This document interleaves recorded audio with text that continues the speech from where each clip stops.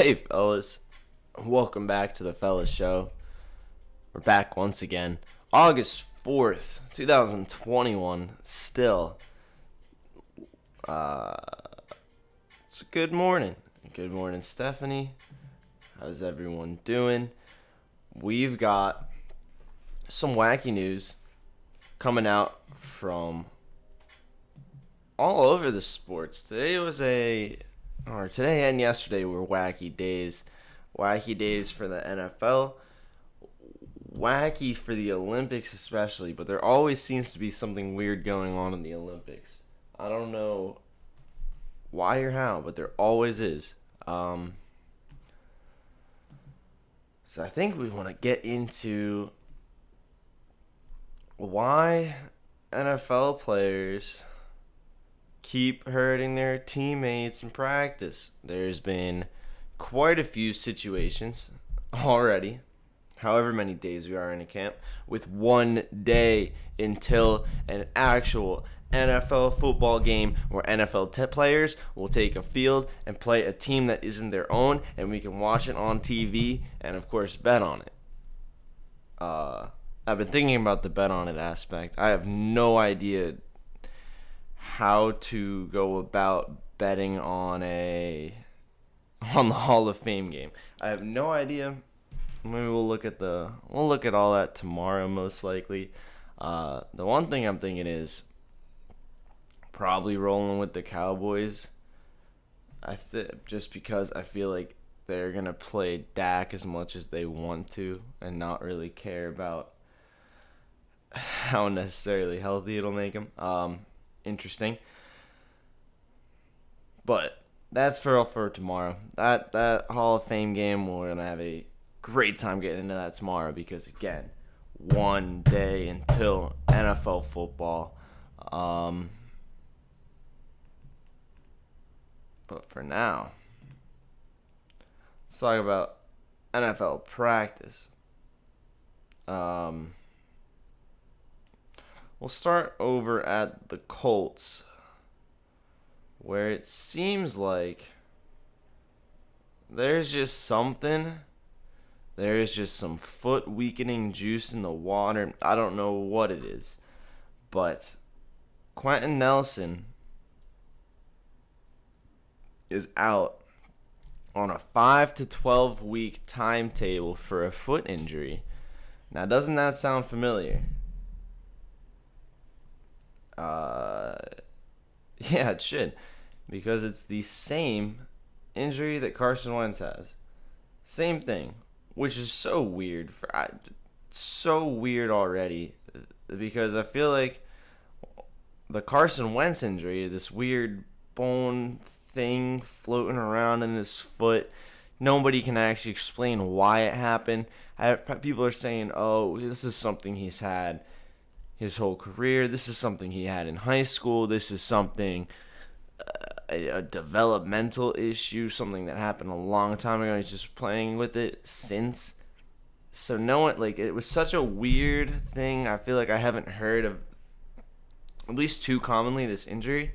Then we come out, not even a day later. And also, weirdest thing was that 5 to 12 week timetable. What the heck is that? And then Quentin Nelson will undergo the same surgery, same timetable, 5 to 12 weeks. Quentin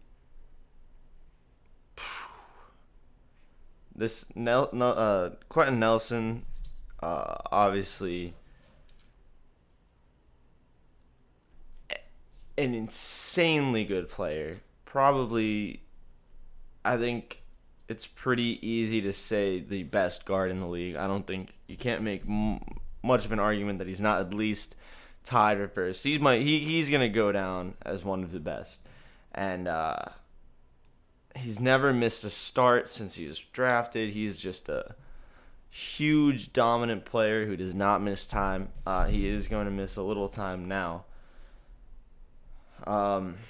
This already messes with the Colts offensive line even further than it's been messed with Eric Fisher is already on the physically unable to perform list. And their center, Pro Bowler Ryan Kelly, is also already sidelined with an elbow injury from a while back in training camp. So between the quarterback and the 5 guys that stand in front of him, we're down 4 of them. So it's one thing to try to replace Carson, because at the end of the day, that team, in theory, has a fantastic offensive line, a great running back committee, several really talented backs, and you think, okay, you know what? Especially with the Colts schedule being so front loaded, you come out and think, okay, maybe this Jacob Eason guy, maybe he can win a couple games. If Carson only misses, if he misses like 7 weeks, he'll come back like week 4, week 5, and then they can go from there. Now it's a whole different story when you're putting this second-year quarterback wasn't played a game yet. When you're putting him behind an offensive line that's already missing 3 pieces. I just know this because it sounds like the last team Carson Wentz was on. Yeah, Jason, this is brutal. Hopefully, I can still see, it's all about those timetables, those dang 5 to 12 weekers. That could be, it's a huge disparity and could be a huge difference throughout the whole season. Hoping those guys are good. It's very weird that I just can't get over the fact that Carson Wentz and Quentin Nelson both have this weird foot thing. It's so strange. But regardless, they're moving forward with Jacob Eason. Dude is seems to have an arm. Apparently, Phil Rivers did have a year under him, learning the offense and whatnot. So they can go and hey, you never know who's going to be that guy until they get a chance in the spotlight. So we'll see how that goes. But Colts are a little ravaged right now. Meanwhile, over in Carolina,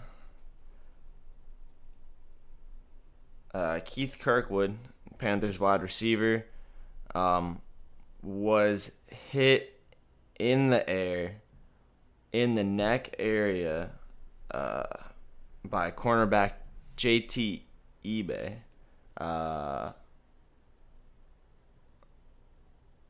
Ended up being taken off the field in an ambulance. They said it was precautionary, and they haven't fully looked into what the injury is.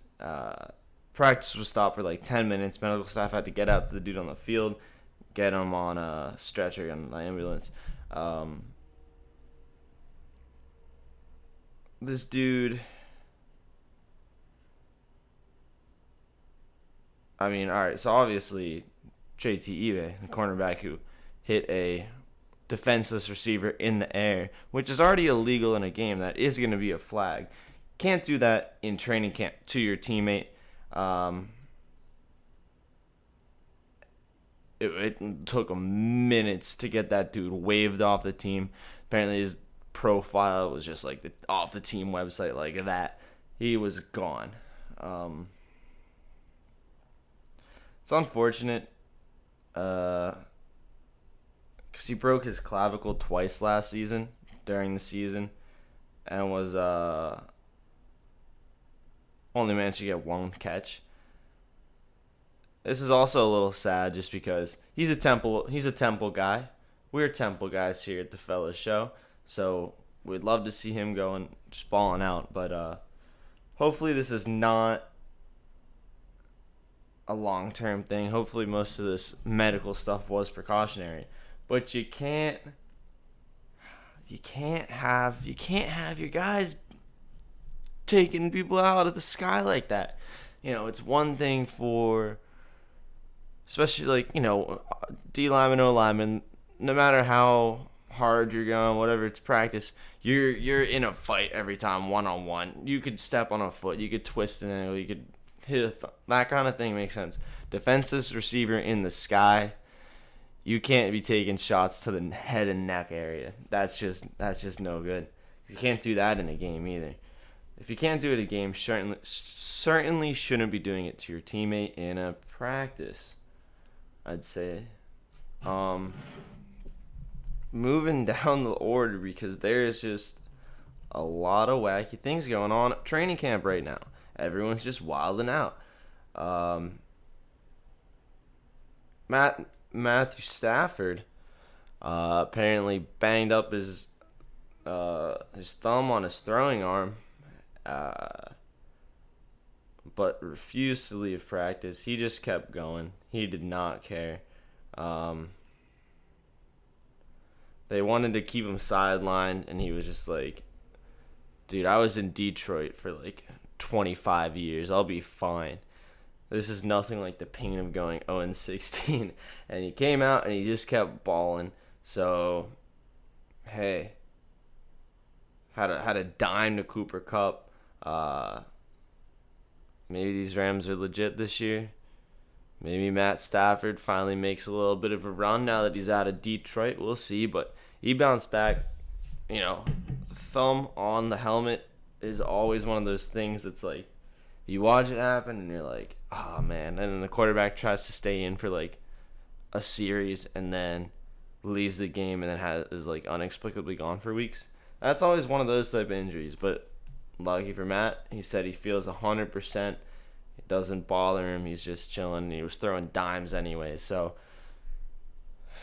Rams are safe right now. Rams did not have any players attacking their own players. Just a little bump up. Everything's cool there.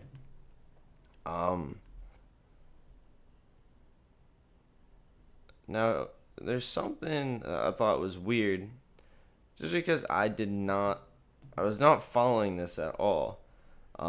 But apparently, so far in the Las Vegas Raiders organization, there's been 3 players that retired and 2 execs that resigned already. Matt is bad. Matt has literally seen it all. Getting his thumb hit on a helmet is like, that's fine as long as it's the helmet of like a real NFL player, like an NFL caliber guy that we can win games. I think, it would be nice for him to win comeback. I think he's just been too good. Anyway, it's just Dak probably, maybe a C-Mac thing. I was on the Carson train, but hey, if Carson comes back from a season where he forgot to play football and a magical foot injury, plus 1,000 right now, just saying. Don't actually recommend that one. No one knows what's going on with the guy. But the Raiders are also wilding out.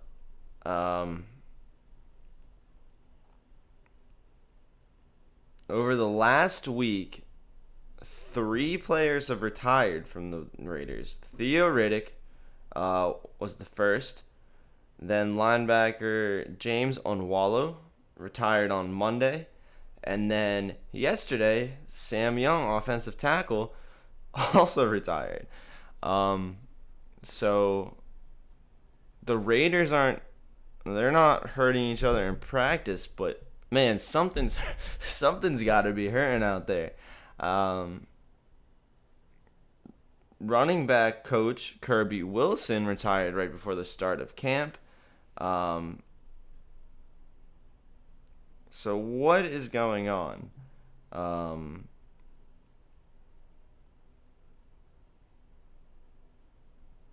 Who was it? Oh, and then also the vice president of strategy and business development, Brandon Dahl, left the team.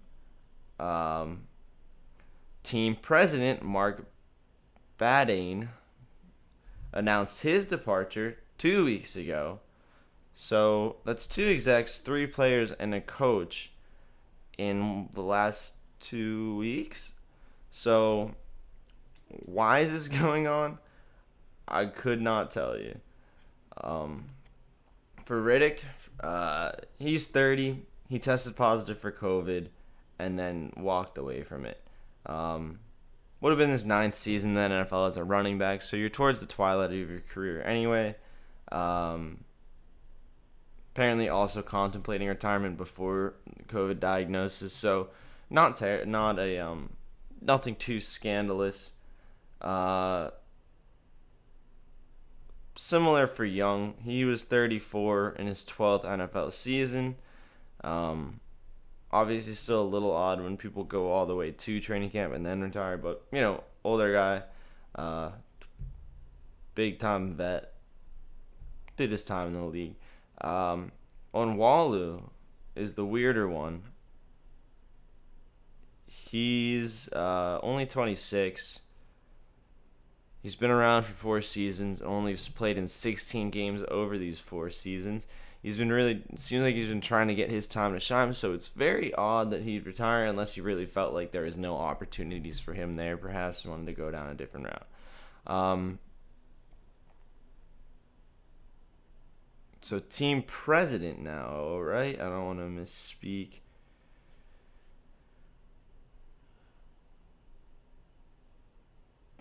That is the team. Team president, Mark Badain,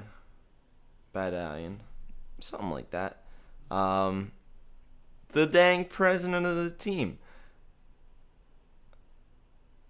He was a big time part of them moving to Vegas. Was very excited to see fans in the stadium, I guess, and just left. Dahl, who was the vice president of Who's's and What's It's, left the team last week. He was there for 8 years, started as a finance intern, and ended up getting to a role where a VP type role where he's right hand of the president. I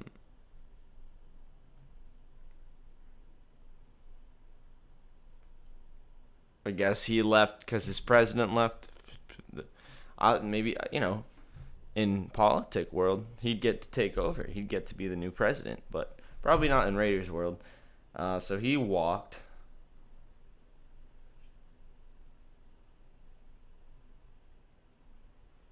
Now, it's weird.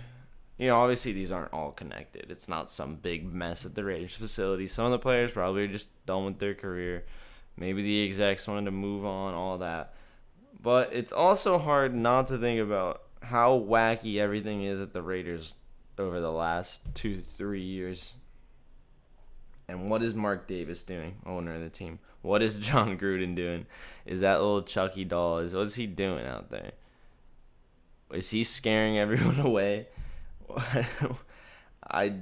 Whatever it is, whether or not it's a common thing with like the whole team, or just a weird series of events that happen to all fall one after another.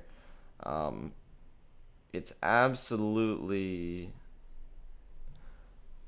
concerning. You can't lose that many pieces of your organization before the season starts. I don't know. Let's see.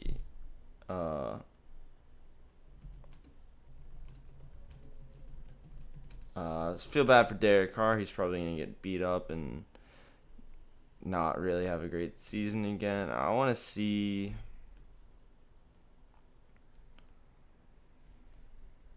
what their win total right now is, because it's 8. Yeah, under. Jeez. Yeah, it's brutal for the Raiders there. One more wacky NFL training camp. Apparently, there was a huge brawl at Giants practice. Jabril Peppers hit a hard hit in Corey Clement, who, shout out Corey Clement, used to be an Eagle, was there for the Super Bowl run, was a great player, and then kind of just never made his way back into the rotation. Once we had, it was like Wendell Smallwood and Boston Scott, and then we got Miles, and we had Sproles at the time. Never managed to get his way back into that rotation. Didn't know he was on the Giants. It's a good pickup for them. He's a great player. Apparently got hit pretty hard by Jabril Peppers. Evan Ingram took offense to that. Retaliated on Peppers. Then Logan Ryan was like, hey, you can't do that. Came back and shoved Evan Ingram. Somehow, brawl breaks out. Daniel Jones, quarterback, at the bottom of the pile. First day in pads out there. Jones didn't seem to be too bad about it. He just said, we're just competing. Everyone's excited. First day of pads. Take it out there. We got to do a better job of controlling that and making sure we're controlling our enthusiasm. He's just like, yeah, we're excited. It's football. I'm a football player. I know I'm the quarterback, but I'm still a football player. I'll get in a scrap real quick. No problems there. So that's I don't know, man. I'm starting to like Daniel Jones more and more.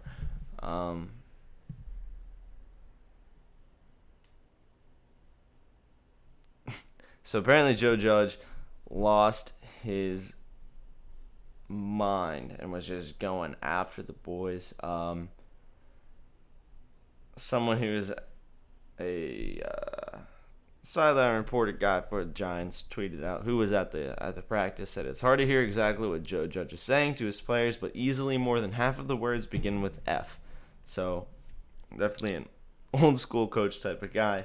Ended up making the team do sprints, push-ups, all that stuff.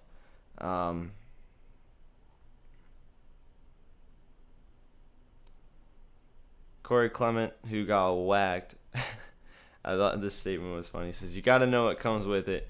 He said, you better enjoy this fight in the meantime because you know some consequences are coming.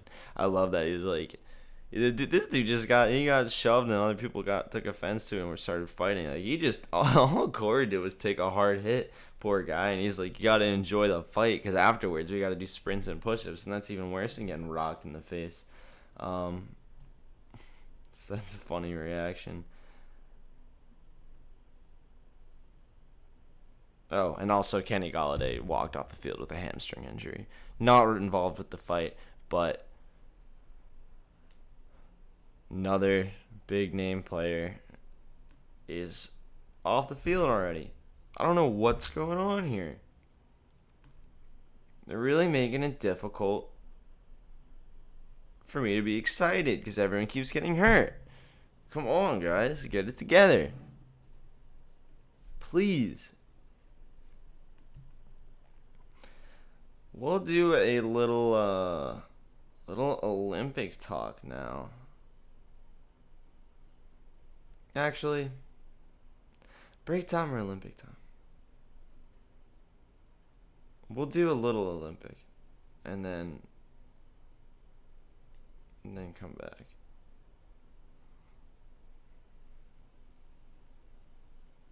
So, in the 400-meter hurdles,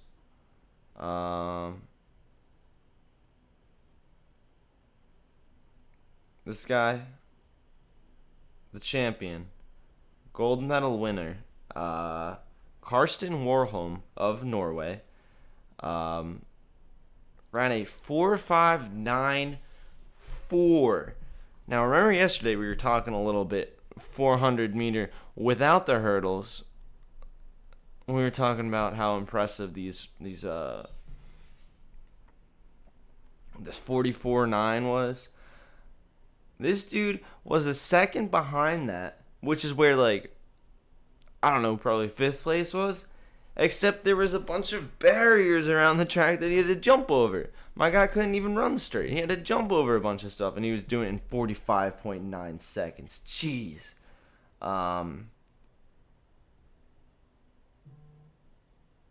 Ray Benjamin of the United States got silver.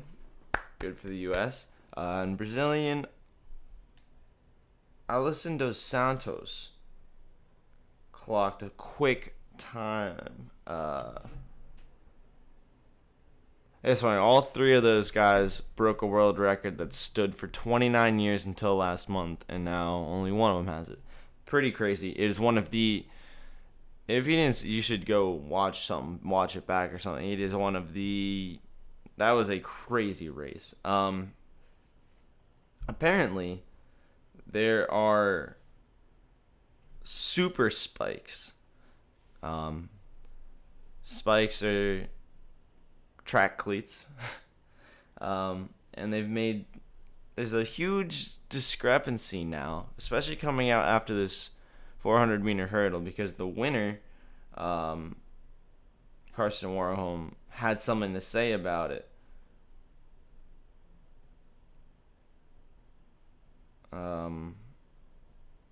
So apparently it's a very new thing, and a lot of people are claiming that they make today's times too fast and incomparable with a pre-super spike era.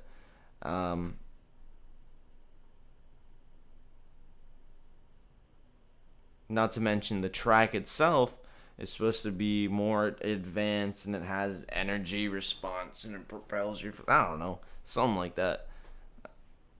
First, I don't know how much of a difference this makes. I haven't gone into the shoes completely yet, but I ran a whole bunch. I watched a whole bunch of running. Whether you were on the nicest, newest track, or you were on straight concrete, you were on gravel, there's so much. I mean, I'm sure it probably. I was a distance guy, but I'm sure it comes down, definitely counts more in the sprints where it's, every millisecond counts towards your race. Man, I've seen people have standout, insane performances in the worst conditions on the worst quality tracks. I've seen Usain Bolt in the Olympics run a world record with his shoe untied. Obviously, there's things everyone likes to do and maybe likes to think is happening. But I think at the end of the day, there's not much you can do if someone's just faster than you. But anyway, so Warholm, the guy that won this, said that the spikes are having an impact on the time. But there's a difference between his shoes and the shoes that he had a problem with, worn by Benjamin of the United States, who came in second. He was wearing the Puma Evo Speed Future Faster Plus. That's the Puma Evo Speed Future Faster Plus. Developed with the Mercedes Formula One team. Has a carbon fiber plate in the bottom that aids with energy transfer.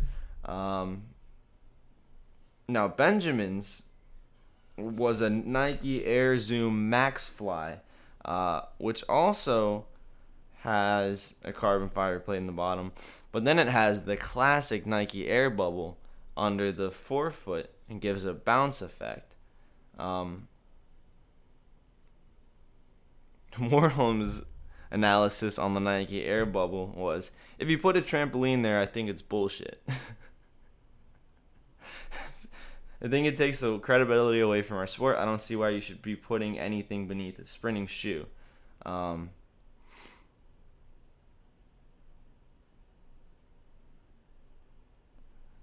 I think the main point he's saying is, because he goes on a bit of a rant. He's like, I'm developing this shoe with Puma and Mercedes Formula One, and we're trying to make it credible. We have the plate, but we try to make it as thin as possible because that's the way I would like to do it. Of course, technology will always be there, but I also want to keep it down to a level where we can actually compare results. That's important. Benjamin had different thoughts on the matter. He said, people say it's the track shoes. I'll wear different shoes and still run fast. It doesn't really matter, in all honesty, at the end of it. I mean, there's some efficiency in the shoe, don't get me wrong, and it's nice to have a good track, but no one in history is going to go out there and do what we did just now, ever. I don't care who you are. It could be Kevin Young, who's a former world record holder, Edwin Moses, a double Olympic and double world champion, but they cannot run what we just ran right now. I will say it is more interesting in hurdles, which is a sprinting event, which the shoes are notably designed to have the least amount of padding as possible. The carbon fiber bottom is literally, instead of like a sole or an outsole or anything like that. So kind of crazy for then there to be an air bubble. I can't imagine how much thicker that would look on the shoe or how different that would feel. These shoes are meant to be as low profile as possible.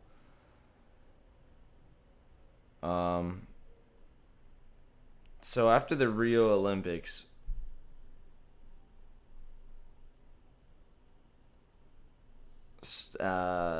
Nike made their carbon fiber plate and then hyper responsive phone, which has definitely led to marathon times tumbling down for comfort reasons, for padding reasons over that kind of a race.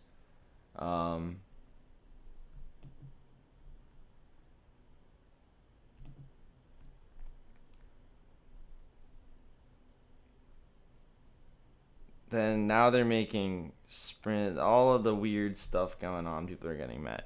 What I think is just interesting about this is the dude won.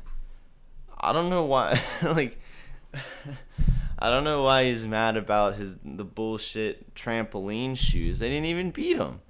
And then I think that just proves the point that, okay, well, if someone who didn't have those super trampoline shoes won the race, then it's certainly possible to imagine that people can run that time because it was just established in the same race. So if that guy can win the race without the springy, super foamy, jumpy shoes, then the guy who gets second, I don't think it can be that much of an advantage. He didn't even win. I don't know. Maybe that's too simple and too, simplifying it too much. But I agree with the Benjamin guy. It's like, man, it's shoes. There's so many other things. Just every single step you take. Like, yes, giving yourself the best possible shoes on the best possible track is putting yourself in the best situation to do well. But it doesn't magically propel you forward.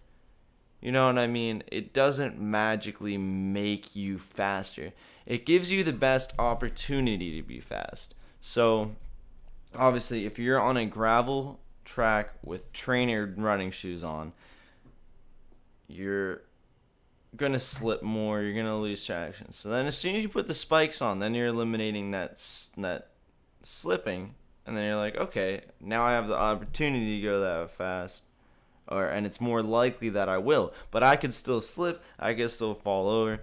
The better you improve everything, you're just trying to negate bad things that could happen. I don't know, I wouldn't personally be super concerned with it giving a huge advantage. I think the advantage is you're just less likely to make a mistake. And that doesn't seem to me like a super unfair technological advancement. And again, I saw what Todd's saying. It's like, it's not like it's banned or anything. If it's that much better and it's making everyone drop a second off their time, yeah, you should buy him. Sounds like a pretty good shoe. Like, he's probably mad because he's got his Puma collab, and Puma doesn't have. Nike's got the Air things copyrighted. You can't get the Air Max Pumas. You can't do it. I don't know. it's pretty dumb, but I gotta say, I just saw the what did he say? If you put a trampoline there, I think it's bullshit.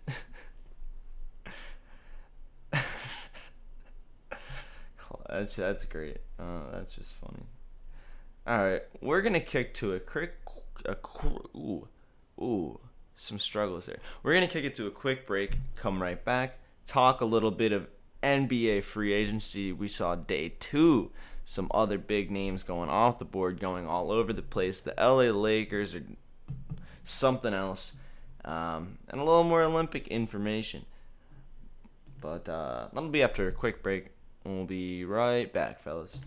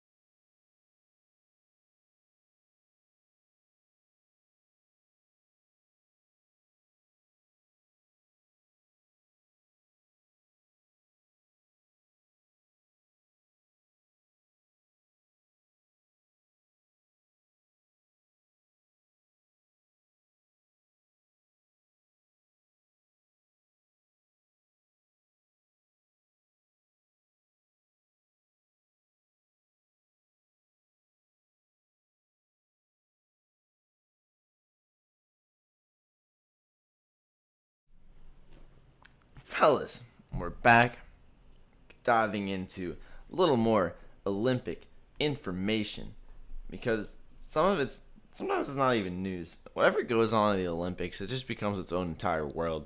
When you take all the best athletes, put them in a bubble, and see what happens. There's always all sorts of stuff, including trampoline, shoes. We're going to get into the other 400 meters hurdle finals. The women also had their finals. Very excited. Sydney Mclaughlin of the United States of America takes gold, shatters her own world record, which is one of the most baller things to ever do, is to shatter your own world record, because you already got there and you're like, let me do it one more time just because I can. She ran a 51.46 in the 400 meter hurdles. Keep in mind that's a 400 with things in the way. There are obstacles. You have to jump over stuff. Crazy. The Olympic hurdles are one of the more impressive sports to watch, I think, because it's one of the ones that you see, obviously, you watch like a 100-meter dash, and it looks really fast, and it's because it's really fast. But it looks really fast at a lot of levels of the sport. How fluid Olympic hurdlers look going over hurdles is insane. They're so smooth with it. So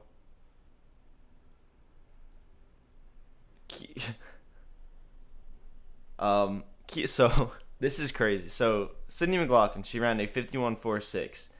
That would have put her 19th in the field of 41 women who ran the 400 meters in the Olympics. We're talking about the 41 fastest 400 meter runners in the world. She would have been 19th in that, except they weren't even jumping over hurdles. She jumped over 10 hurdles and ran faster than more than half of the actual Olympic field in the regular 400, which is insane.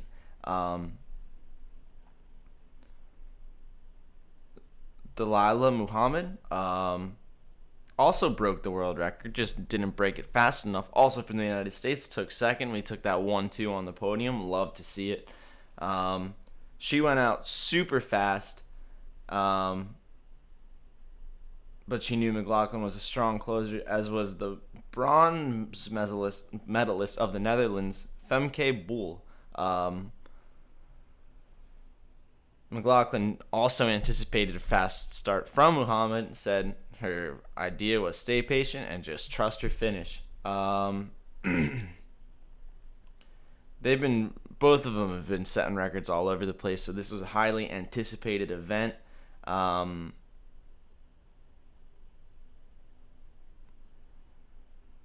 they both kind of knew it was going to take a world record to win.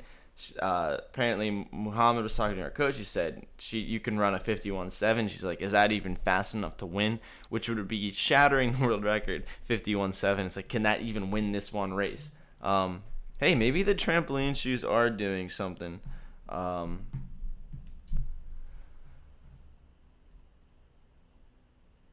So it was just a wild thing. The third place finisher of the Netherlands also ran a 52.03, which would have been a record just over a month ago, but it isn't now.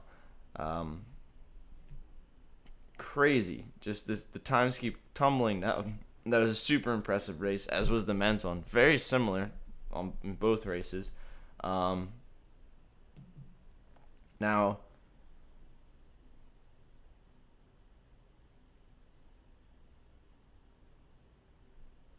Anna Cockrell was supposed to be in this 400 meter hurdle final, but she was disqualified,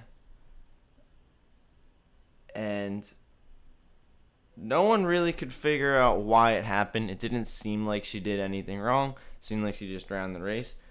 Turns out,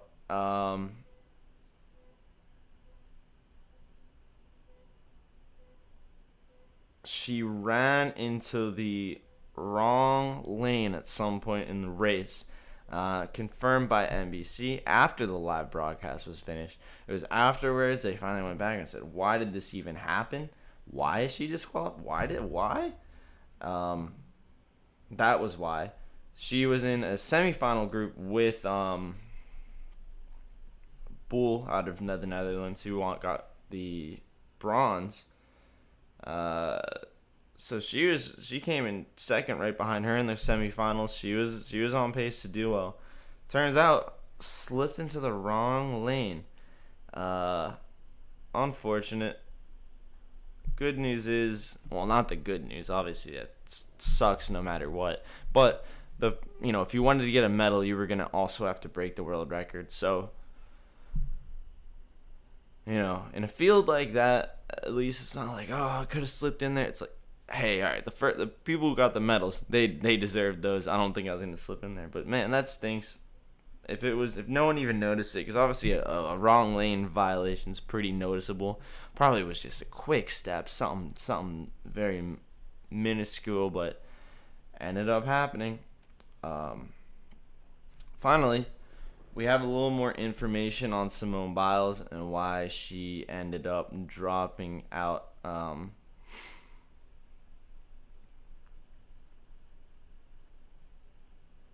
Turns out her aunt unexpectedly passed away while she was at the games.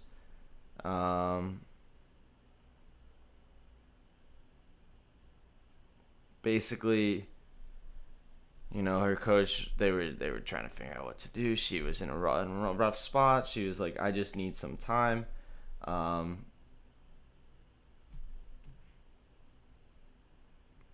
But she didn't want to go home. There was an option on the table to go home. She didn't want to go home. She stayed. She was with the team the whole time, cheering everyone on. And then ended up coming back and doing the vault. So,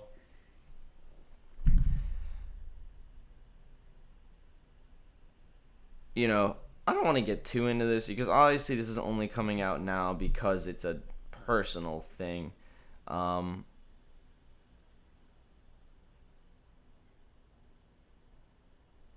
But then, so that really puts it, kind of ties it up, like exactly why everything happened. It's interesting to see how everyone creates narratives, and then it's like, no, it's just a personal tragedy type thing. Like someone actually died, and you were in Tokyo, and it's brutal. It's terrible. I could not imagine what that does to your mind while you're over there trying to compete at the highest level. If anything, I think it just makes all the more impressive that she came back and ended up finishing at the end of the day, getting into one of the individuals, getting a bronze medal. That's awesome for her. It's really sad. Condolences and all thoughts and prayers, but obviously this shit. Anyone is like, oh, she wanted to. I don't know what the people were mad about it somehow for some reason. It's like, what could you even be mad about? And now it's like, to think that she's going through that, and now she's still on the sideline, still helping coach, still cheering everyone on. I think it just shows the type of teammate she is. I don't think a lot. I think there's a lot of things that saying it was a bad teammate to drop out. It's like, nope. She's actually a great teammate to even still be there. So, way to go, Simone. Glad we got some more information. But again, it's a personal thing. I don't want to try to analyze her aunt's death. That's not our place, I don't think. Now, we can get into the wacky world of NBA free agency, day 2. I can't believe after all this, we only have 2 days worth. I can't believe all of this only happened over these 2 days. This is insane.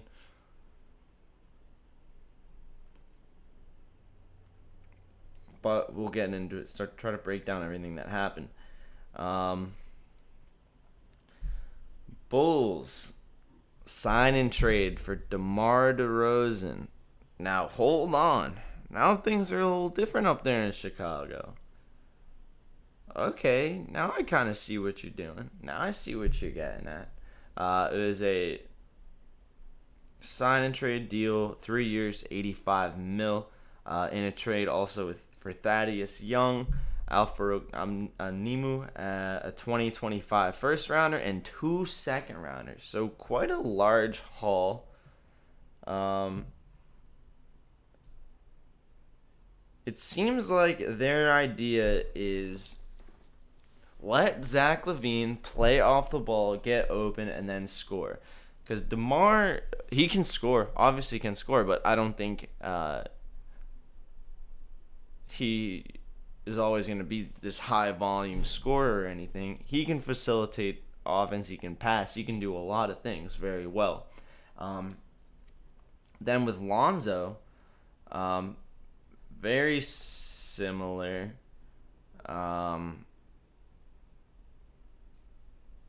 Not necessarily in their play style, but in the sense that he will create plays for others more than scoring himself. Seems like Zach Levine's set up to have a big season. He finally has some guys on that team that are going to be able to set him up. It did seem like a lot to pay, though. Ended up having to shell out a quarter of their cap space for this, and moving Thad Young, who he's getting up there in his age, but he's a great two-way guy. And a first rounder. It's a lot. And their defense is going to be tough with DeMar, Levine, Vucevic, and Lonzo's not. He shouldn't be your best defender out there. Oh, look, just in time. Is this NBA? This is NBA. All right. We just started. Amazing. Hello, fellas. Yummy pho in the stew. Week appearance, just for 5 to 10 minutes. There we go. Let's go. Now we're set up. What are we talking about? Just started on the Bulls getting DeMar. I don't really know how this team's gonna work. I don't either. Yeah. It's gonna be the Zach Levine show on offense, and then it's Lonzo gonna be throwing lobs. DeRozan's gonna do his backup mid-range twos. Yeah. Yeah. Did they not sign Lauri Markkanen? Not yet. I think he's still out there. I don't think anyone's got him yet. Offer? No one would offer. I mean, yeah, I don't know. Maybe the Mavs want another big white guy. Who knows? But little weird. I think the defense is gonna struggle. Yeah. Well, yeah, they do have Lonzo, but that's it. That's it. He's the best defender on the team. That's interesting. Also, they have Vooch though. They have Vooch. Yeah. I forgot about that. It's just gonna be weird. You know what's hilarious? Bleacher Report saying like Chicago is the big three now. Jeez, are they really? So what is it? Levine, DeMar, Vooch. and Yeah. They just have so many guards now too. They have Kobe White, Yeah. Lonzo, and Alex Caruso too. Yeah. They picked up. I'll help out on D, but weird. Bulls are gonna be a weird team. Might be weird enough to just shake everyone up. Lakers yet? Nope, that's right now. God. When I thought they were old men, they just get even better. But they're still old. Yeah, they get better, a little younger, but also a little older. Yeah. Melo on a 1 year. Kendrick Nunn, what a deal for Kendrick Nunn. 2 years, $10 million, and Malik Monk on a 1 year as well. Yeah. I didn't realize Malik. 2 years for $5 million, and Miami couldn't re-sign that. Oh, they just got Kyle Lowry, so you don't really need. Yeah, and then they put that max on Jimmy. I don't know how much money they still have to work with. I'm surprised Malik Monk is at a point in his career where he's taking 1 year deals already. Yeah, that's sad. That's pretty sad. Although so much hype coming out of college. I know, so much hype. I will say that's what happens when you come out of Charlotte. Right. You just lose all the hype. Because no one watches your games. Probably got this. Probably could have got more money or a longer thing somewhere else, but this one's like, I want to go to the Lakers. I want a ring, yeah. So he wants to hit up Instagram baddies, I don't blame him. Melo though, I really like that move. I think he was great on Portland, man. Well, huge. Did you know? What was that one game he had dropped 24 on us? Yeah. And it was like literally 20 points in the fourth. Mm-hmm. He's a huge spark, but I mean, I think he'd be huge in the playoffs, not really the regular season. No, I think it makes more sense just to save him too. Yeah, he definitely wanted to play with LeBron. Melo deserves a ring. Yeah. Melo definitely deserves I hope they can get. Man, this is a. And Kendrick Nunn, obviously, that is huge. Yeah. That is huge. Huge. Because they don't have a backup point. They don't need No. Schroeder now. They don't have to pay Schroeder. Because they got rid of Caruso and they're not planning. They were gonna try to plan or pay Schroeder, but he wanted something bigger. Which I don't know how that's gonna go for. They offered him a pretty good contract though. Lakers? Yeah. I forget the numbers, but it was like, oh, that's tough to decline. You gotta be pretty confident. Team? Yeah, you gotta be pretty confident in yourself to not take that one. But I think he wants to start somewhere, and they wanted Russ. Yeah, he's a great six man. They've signed 8 players in the last 24 hours. Yeah. The Lakers have. It's crazy. And the Sixers only signed 2 players. We waive George Hill. I couldn't believe that. Really? Yeah, that was this morning or last night.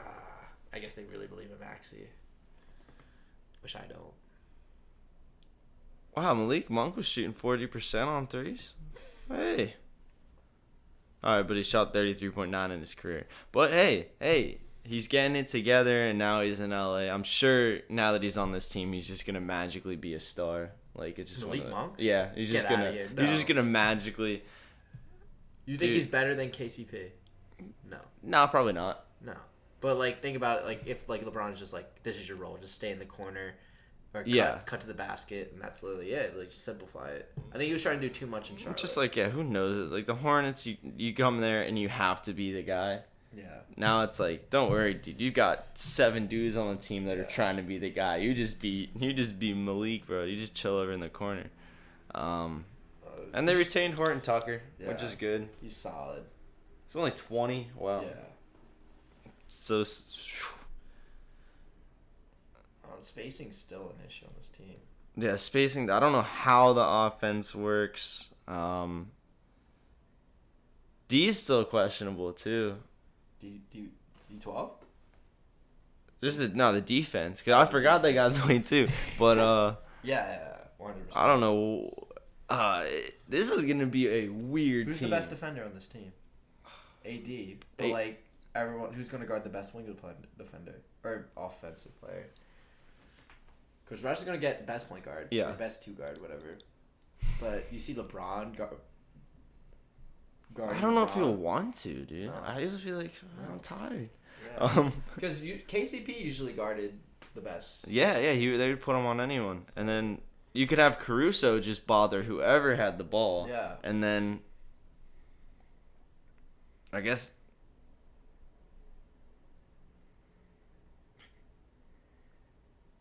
This doesn't work. I don't know. They don't. It's just a lot of big names, oh, this guy is coming in. Dude, do you watch RDC? No. No, they just made it he made a video of just all the people leaving. It's like, Kuzma, you had 2 points. Get the fuck out of here. Kick him out the door. The GM doing his thing. So I don't know how it works though. Just you don't have snipers. You think Wayne Ellington's a sniper? No, he's not a sniper. Absolutely not. So this is a different LeBron team. Reminds me of the Cavs without Kyrie. Yeah. A lot of old players. Yeah. Well, they did bring in Jordan Clarkson and Larry Nance, but that's so funny. He shipped Larry Nance and fucking Jordan Clarkson out of LA just to come back without their shitty contracts. Yeah. Just finesse. I don't know how this is gonna work, but Frank Vogel's a good coach, and LeBron, I never doubt it. Somehow it's gonna work. But they did get rid of their best bench players. Yeah. For older bench players. I don't know. We'll see. All right, the biggest news of the day. Yeah, here we go. 76ers signed Andre Drummond to the 1-year vet. We lose D12 for a sign and trade. Oh, wait. I didn't know this. Georgie's. I don't even know how to say his last name. How do you say it? It's like Jang. Sniper from where is he? The Jazz, right? yeah. Yeah, he shoots it well. His threes plays the 3 and the 4. He was at least 40% 3 for the last 3 seasons. Hey, that's what we need. That's We what love need. that. We didn't have a 4 behind Toby. As much as I love Mike Scott, he's not it. He had his time, and it's no longer now. Yeah. He's You know what's like the top 2 moments of Mike Scott at the Sixers was him getting a fight at the Eagles game, yeah. or him shooting. The only time people have been like Again, supportive. No, it's probably it works, Colin. And then him hitting the game winner against the Nets. That was huge. But that's literally it. Shout out to the Hive. But I like this move by the Sixers. I actually love it. I think that both of those are great. They're exactly what you need because you need a capable center behind Embiid. Yeah. You just have to assume he'll miss 15 games. Yeah. You just have to. Whether or not he does, but you have to plan for it. Well, like this move just says like, all right, Joel, you're not really gonna have another MVP season. We're gonna save you for the playoffs when we need you. Fuck the regular season. Yeah. Like for your stats. He might though. Hey, he might still though. No way. He might still. No way. Like this is huge. And then like, I love D12. He was very, very aggressive and very active on the boards for us. But yeah, it was a problem. Like D12 was not getting the same calls as he was a star. So he was True. getting absolutely hacked in the paint. Right. And they wouldn't call it. And he just bitched at the refs. Well, he had like a reason too, but then that's why we had like so many techs on our fucking team. And I don't know, we need a fucking 3-and-D guy. That's literally what we need. Like a couple of those, and then a capable 2 shooting guards, and then we're good. We're good. I'm a fan of the move so far though. Yeah. I don't mind keeping it quiet. Nothing too splashy. I don't mind keeping it quiet. I don't know, Maury. Keep the phones ringing. I don't want my boy Ben out, but I'm not mad if he stays.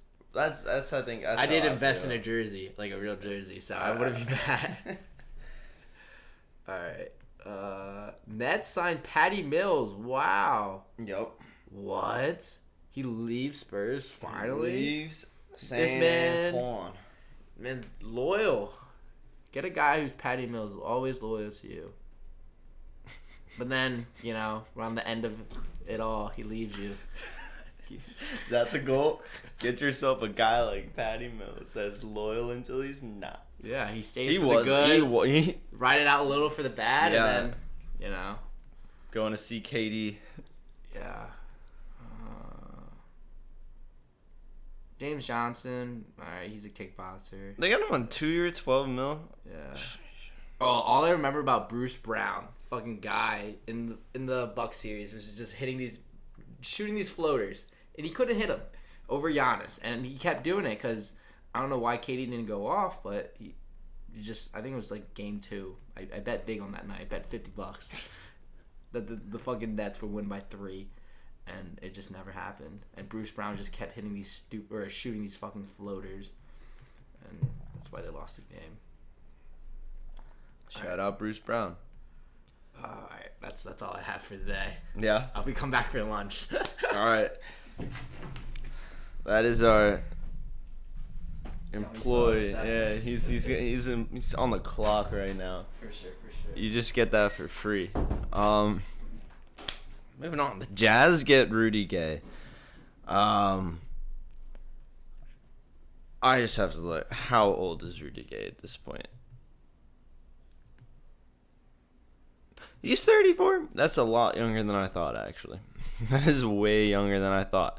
Never mind. So that's not a bad move for the Jazz, as they also got Hassan Whiteside on a 1-year deal. Rudy Gay's on a 2-year, $12 million deal.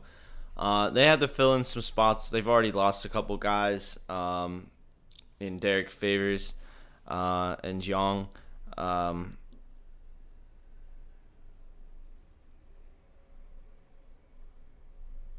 Rudy Gay's basically just doesn't do much off the dribble these days. Not too athletic, quick, or not athletic, just not quick physically.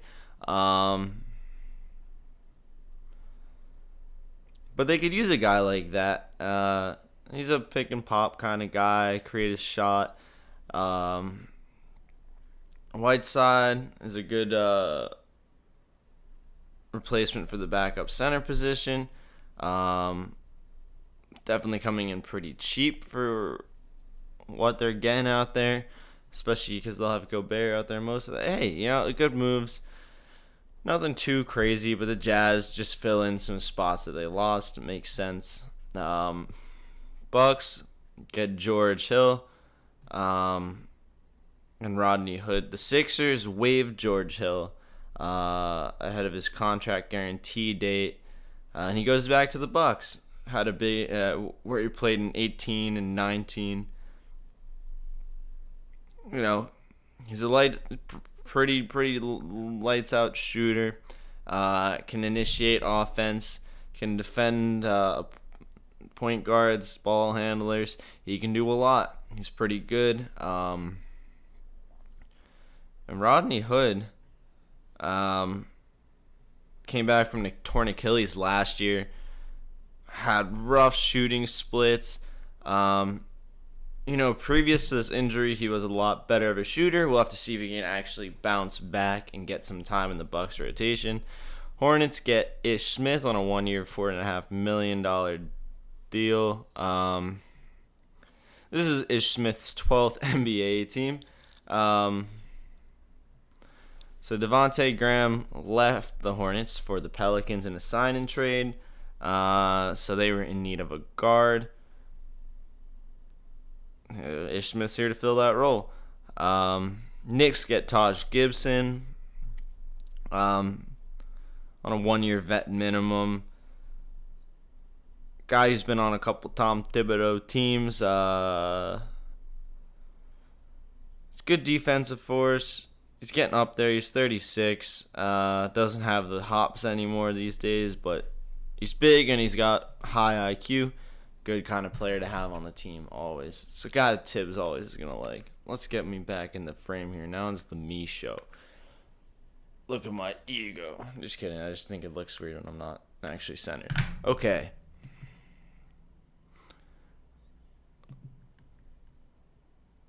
Magic going with Robin Lopez on a 1-year, $5 million deal.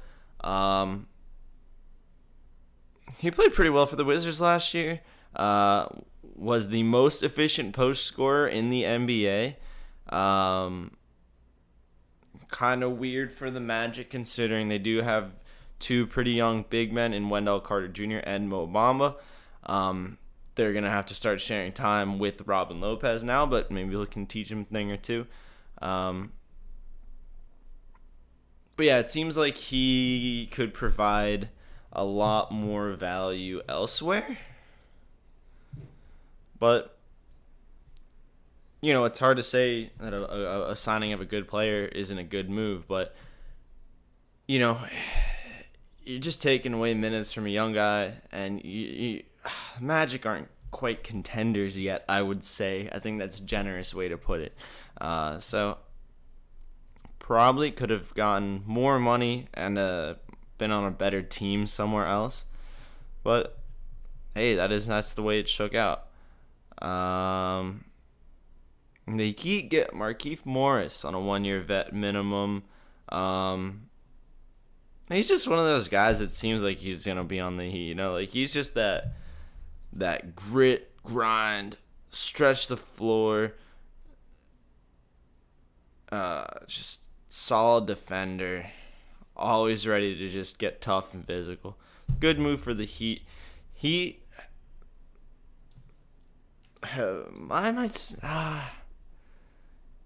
look really, really good in theory, which makes me want to say that they'll be a disappointment in the regular season. One of these teams making all the splashes is going to be a disappointment in this season. We just got to figure out which one first. I'm feeling the Heat might have just done a little too much. I don't know. We'll see. I don't want to put that on the boys, but perhaps. So that's all for NBA free agency moves in day 2. I'm sure we'll have more in day 3, which would be tomorrow, if you're keeping track like I am. Just kidding. I'm just reading what the headline says. But now we're going to get into MLB bets for the day. Sticky note, whole dang. What would this be called? A stack? But they're stuck together. I don't know. Whole coagulation of sticky notes here. Trying to pull one off, but I'm looking like a bozo. And I think we got 15 games on the slate tonight. So start breaking those down. Maybe DraftKings will work today, but I'm not confident. Good sign so far. The website's actually loading. Love to see that. Excellent. So we got that. Bang. I was saying normally I can set this all up when go to a break, but we're just chilling for now. Pull up that, get our pitching stats up, get our action network up, and then get our print sheet.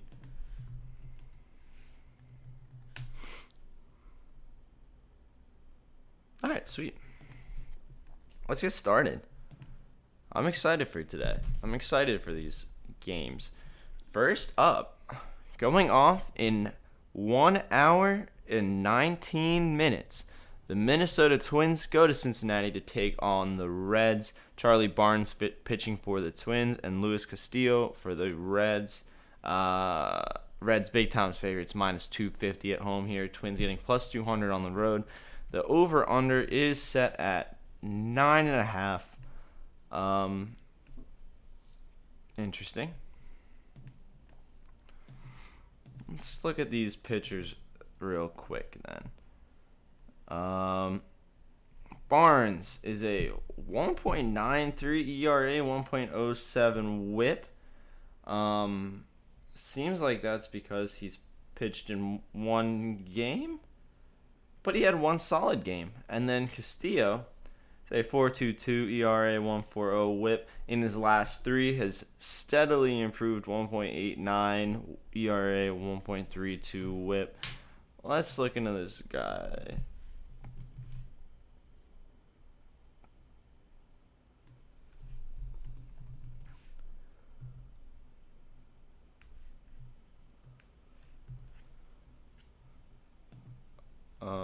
Charlie Barnes. I thought it was something else.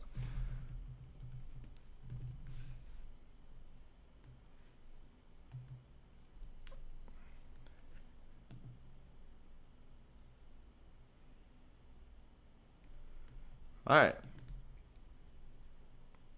This Charlie Barnes guy is not. It must have been his first game for the season. He was drafted in 2017.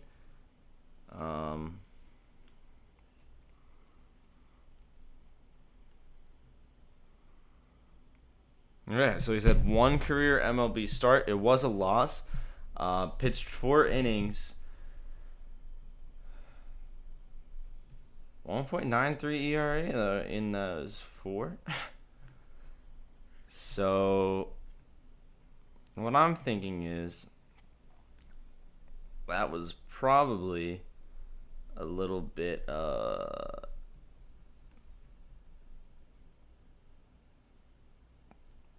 maybe a bit of a fluke coming out in that first game, playing a little better than he should. Luis Castillo, on the other hand, I mean, we know this is not someone who's starting his second MLB game. This is let's look at his last 5, pitching 6.7, 6.57, letting up 3-1-0-1-1 runs in there. 8-9. What is? Okay, now hold on. What is his over for strikeouts right now? Okay, off the bat, it's a bit juiced, but I like Luis Castillo over 6.5 strikeouts. It's at -140. But that's fair. Over 6.5 in his last.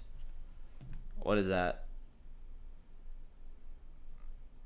He's gone 8-9, 8-6-4 in his last 5. Let's go a little deeper than 5. Say month of July, he went 8-9, 8-6-4, 6-7, 7-7. I think as long as he can, I don't think he's going to get shelled by the Twins, so I think he's pitching for at least 6, could go up to 7, and in games where he does that, he hits this strikeout. I'm going to write that one down. Also, in this one, I like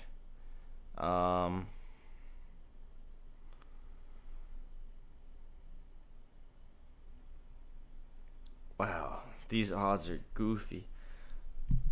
The Reds -1 and the first 5 is -125. What is the Reds' actual team total? 5.5, that's too many, and then 3.5 is too many for the Twins. I'm gonna stay away from the rest of that, especially with it being an early game. I'm gonna stick to that Luis Castillo prop and then move on from there. Let's see. Next game on the day, the Mariners going to Tampa Bay to take on the Rays. Rays is a favorite, but not by much, -120 at home. Mariners getting +100 on the road. I'm sorry, that's incorrect. The Rays are getting -155 at home. Mariners getting +135 on the road. So a little bit heavier favorites than that, but not by that much. Over under set at 8. Logan Gilbert pitching for the Mariners. Josh Fleming for the Rays. Let's take a look at these pitching stats. Gilbert's a 4.0, ERA 1.06, WHIP, struggles a little bit more in his last 3, going up to 5.9 in his ERA. Similar for Fleming, a 4.15 ERA, 1.19 WHIP, has gone up to 8.78 in his last 3 with a 2.03 WHIP. And Tampa is the favorite in this one. However, I'd say recent history, Gilbert's looking like, if I'm reading Gilbert's looking like a solid pitcher here. Because over the season they've had very similar stats. But Fleming's been on a bit of a downward trend at the moment. Not gonna say he's not regressioning as our guy would say, but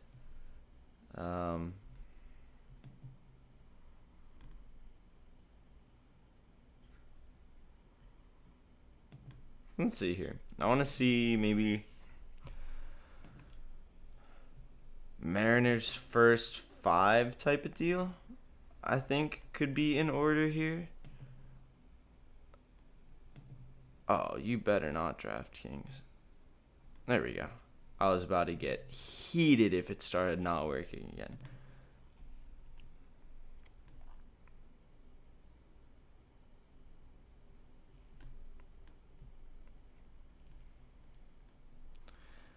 I would say, yeah, I like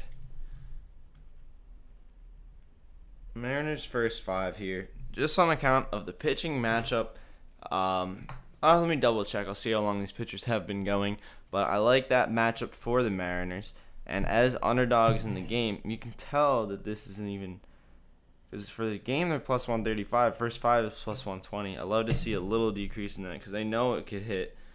At plus odds, I think they can get them.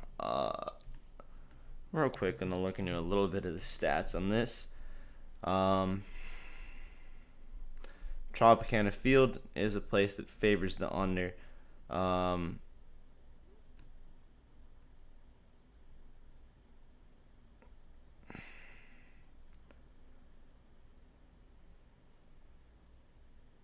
No, this might be a little ballsy. The Mariners are not necessarily a good hitting team. I don't even think you could have to add the necessarily there. They are just not a good hitting team. However, the Mariners have also won 7 of their last 8 against the Rays as underdogs. And I hate to be, once that got spread knowledge. That's a spread knowledge thing to say, but interesting. I just like it based on the pitching matchup. First 5 before we get into the bullpens. Plus 120 on that, I think, is pretty solid. Let me just make sure our guy will probably pitch for 5, because that could be trouble if he doesn't. Let's see here.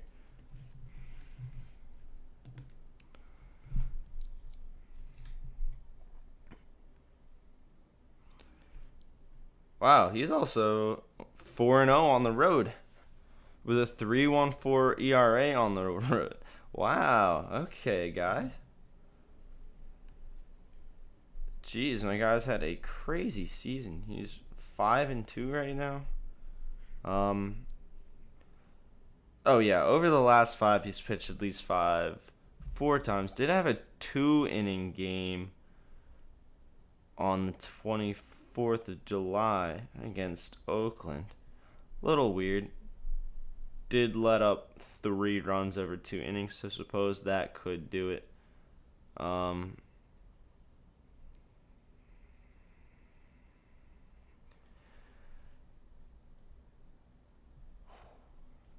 Maybe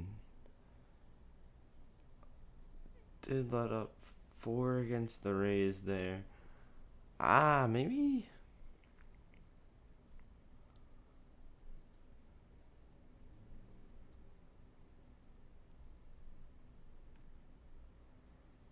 Nah, I like it. Alright.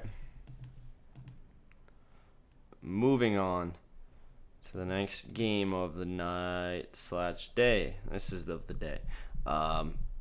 Pirates, Brewers. Pirates going to Milwaukee.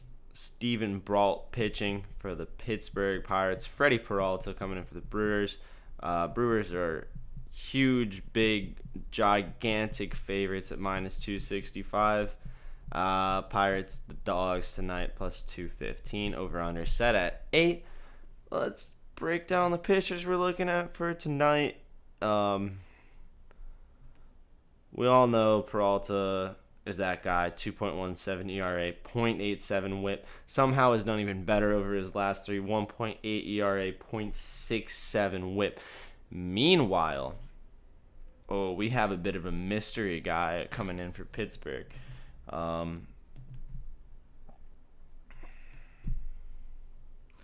Steven Brault.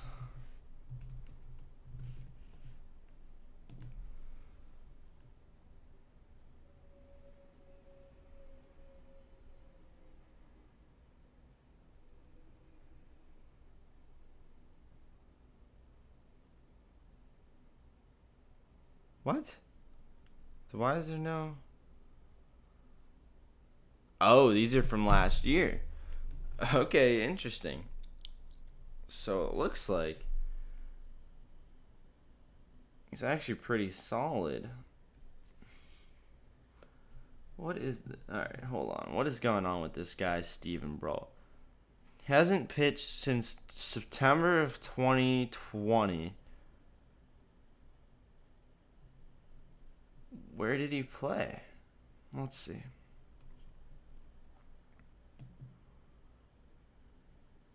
Okay, so he was on the Pirates. It's not a bad pitcher. I'm just a little concerned about him coming out that fresh. But towards the end of the last season, he was pitching for 7, 9, letting up no runs, 1 run, 1. He might be a little... Alright, I might do something wacky with this one. And if you don't want to follow it... Oh, dang it. Here. Braxton, we don't want that. Hold on, no free ads here.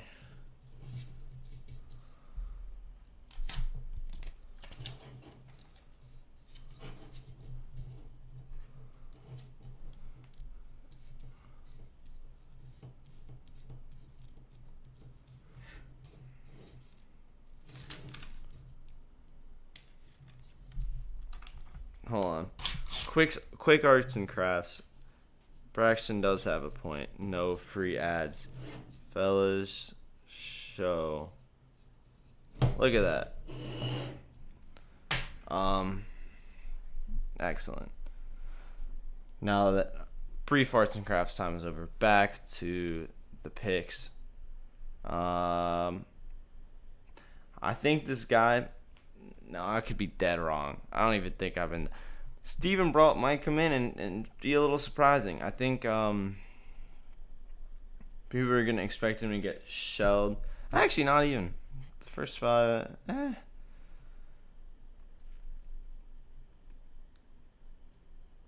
At the end of the day, I can think whatever I want about this guy, but Freddie Peralta.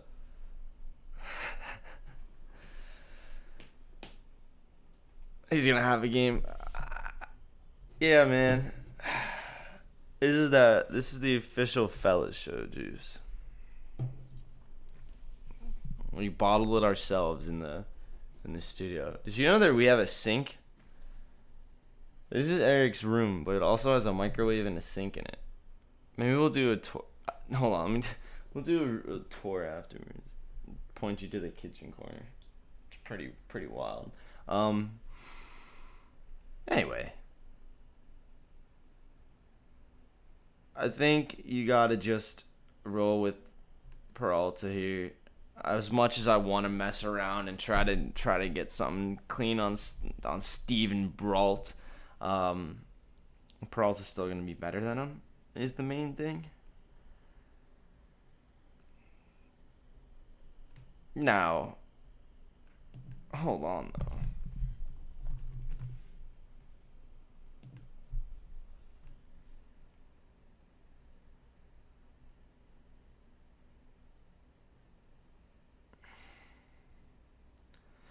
Yeah, I don't know here.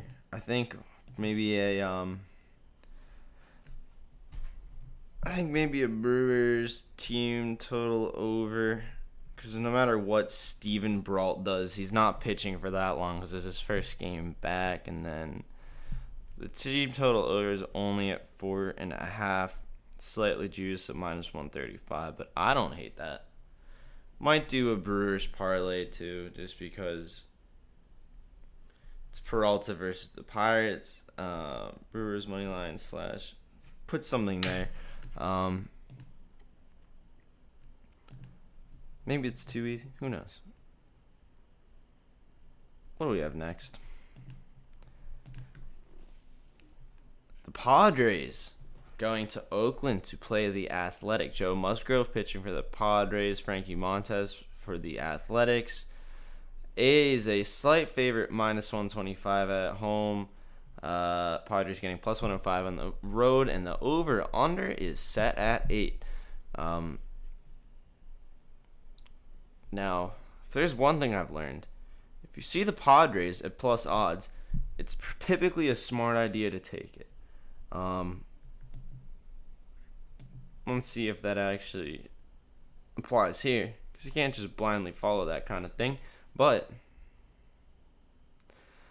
okay, the Padres are starting Musgrove, who has a 2.94 ERA and 0.98 WHIP. Has been similar of his last 3. Meanwhile, Frankie Montes, a 4.08 ERA, 1.24 WHIP. Has been more efficient over his last 3 as well, bringing that to a 2.37 over his last 3 and a 0.95. This one is easy. No, I won't say it's easy. But when you see a team that's as good as the Padres, no shade to the A's, but the Padres are starting a. All right, we'll keep it as civil as possible. Assuming these two pitchers are completely equal, I still like the Padres is the thing. They average more runs. They give up less runs. They're a better team, and you can get them at plus odds, and it doesn't have to do with the pitching. So, yeah, give me Padres money line at plus 105. Are you yanking my chain right now? Give me that every day of every week. I love to see that. moving on. The Philadelphia Phillies are going against the Washington Nationals at 7:05 p.m. in Washington. Chase Anderson starting for Philly. Paolo Espino for the Nationals. National slight favorites here at -115, but more of a pick 'em with the Phillies at -105. Nobody's getting plus odds here. Nobody wins. Over under set at 9.5. Let's take a look. After I drink my unnamed juice. Moving on. Let's see. Pitching stats. There it is. Chase Anderson is a bit of a bozo. Has a 6.75 ERA, 1.52 WHIP. That has been up to 10.13 and 1.97 over his last three. Espino, on the other hand, 3.08 WHIP, 3.08 ERA, 1.04 WHIP, 2.35 ERA, 0.98 over his last three. So he's good. Been doing even better lately.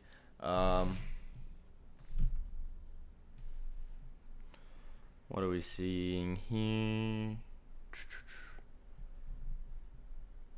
I'm a little surprised that the Nationals are only being favored as little as they are. First off, kind of odd. I don't know if I'm missing something here.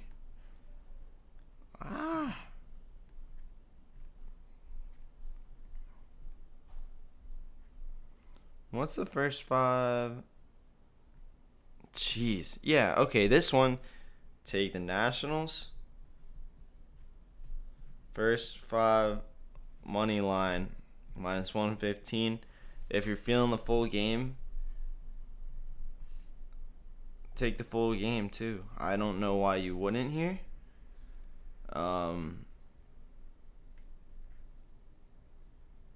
Also, like,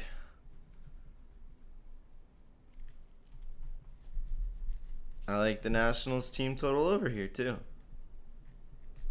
And it fits in our MO. Fade the Phillies on the road. Nationals team total over 4.5.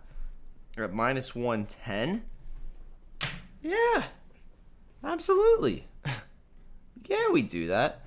Chase Anderson. Let me make sure I'm not just spewing all over this guy for no reason.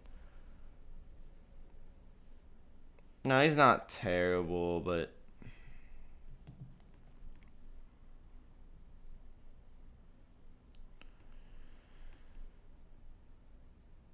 2-0-2-1-3-7-2-3-1-6-2-2-2. So maybe just a couple bad games that really blew him up his stats. But regardless, man, still,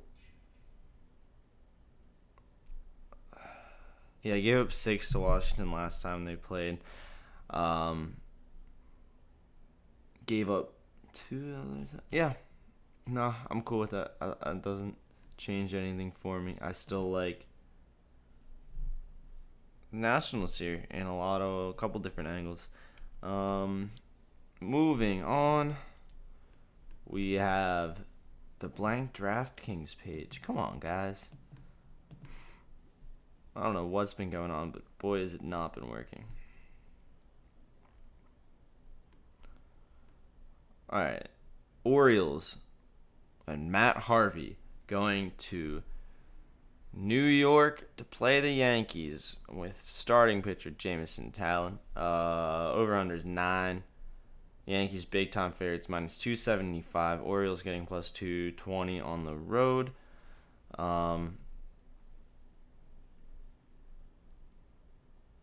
Harvey is a 6.2 ERA, 1.54 WHIP. Talon is a 1.24 WHIP, 4.11 ERA.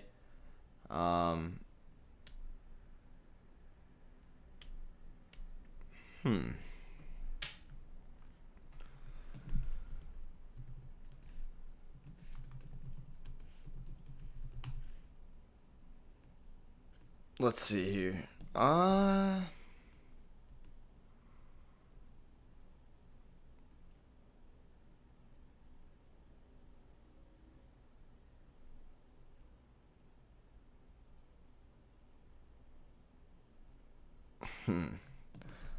right, so the odds are already going to be slightly more difficult to work with here.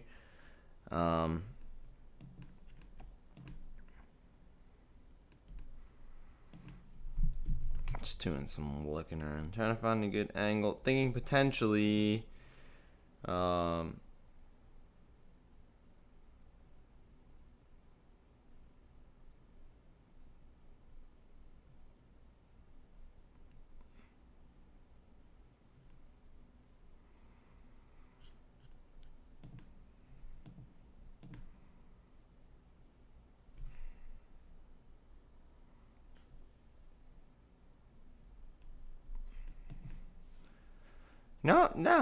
If I can't see it, I'm skipping it.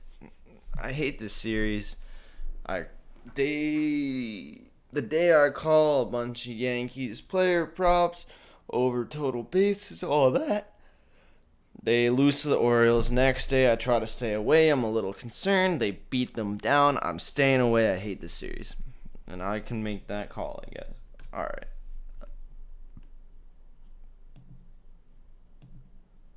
Marlins first 5. We've not gotten to the Marlins yet.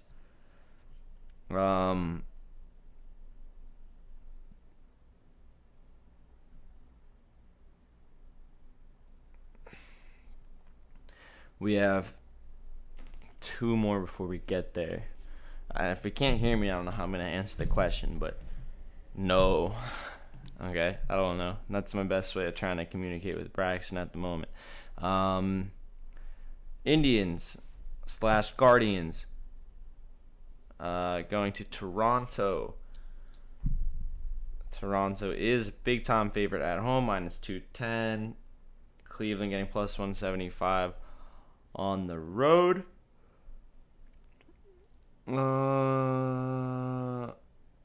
Maia pitching for Cleveland, 7.6 ERA, 1.49 WHIP. Comparable in the last 3 as well. Mats for Toronto, 4.58 ERA, 1.38 WHIP. Also been comparable, honestly. Keeping it consistent. Nothing wild there. All you know is Toronto's got the better pitcher. Toronto has the better bats. How did they go yesterday? How did that game go yesterday? They won that, yeah? Yeah, they domed them. Yeah, I took the -1.5 yesterday. I think I'm going to take it again today. I don't see that changing yet.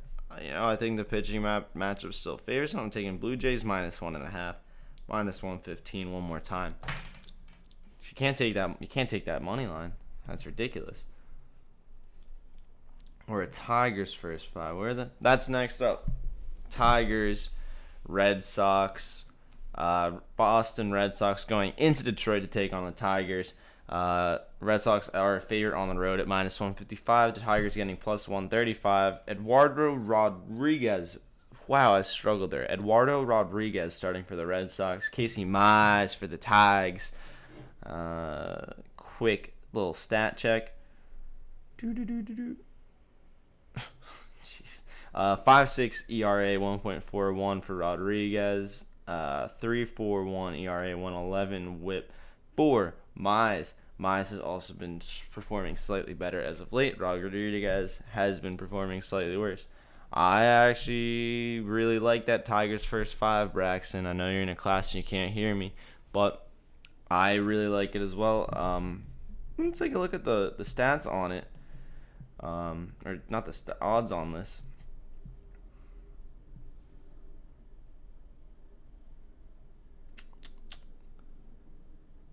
Yeah, +120. I like that one too, Braxton. I like that a lot. You can even get +0.5 at -120. Oh, I almost want to take the +0.5. Oh, I wish I could. I wish you could hear me. But all in all, this is just a one-sided conversation. Yeah, plus a half a run there seems like a pretty nice spot in the case of a tie. I don't see that over under 5 though.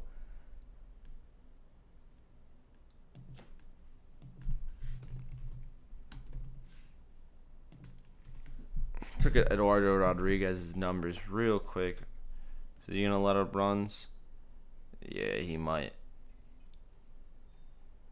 Problem is when he's on, and when he's not, he's all over the place.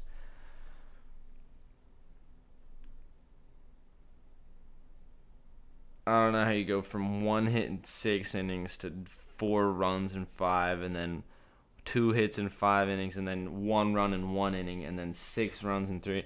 This dude's all over the place.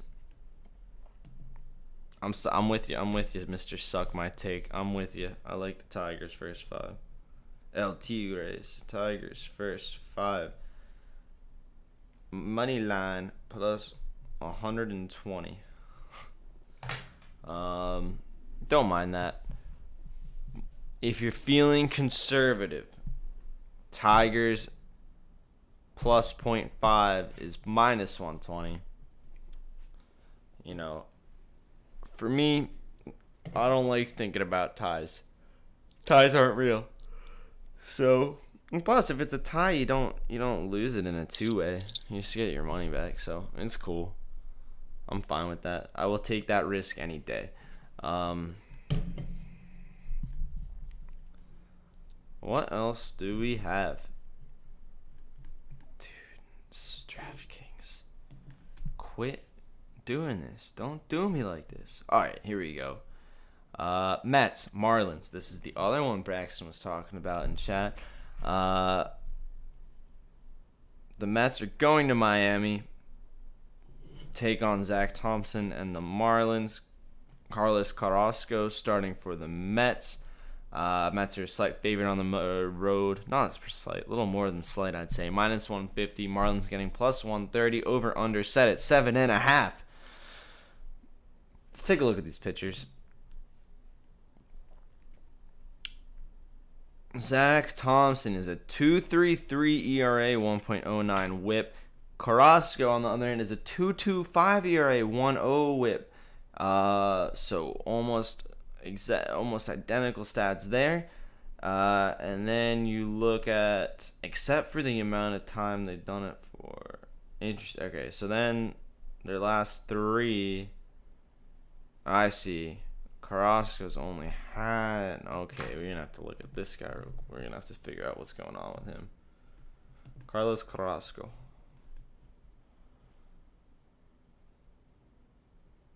Okay, he's played in 1 game. It was on Friday, and he let up a run in the first 4.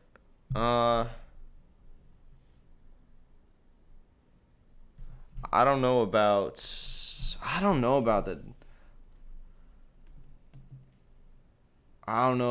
Marlins first 5 here, Brax, but I will say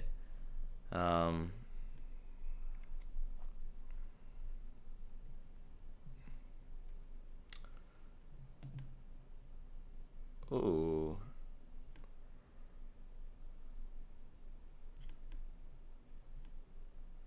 What's a Miami team total over today? Oh, okay. However, I think. What's the odds for the first 5? It's plus 135 is nice for Marlins first 5. That actually makes a lot of sense because it's a better pitcher and better bats.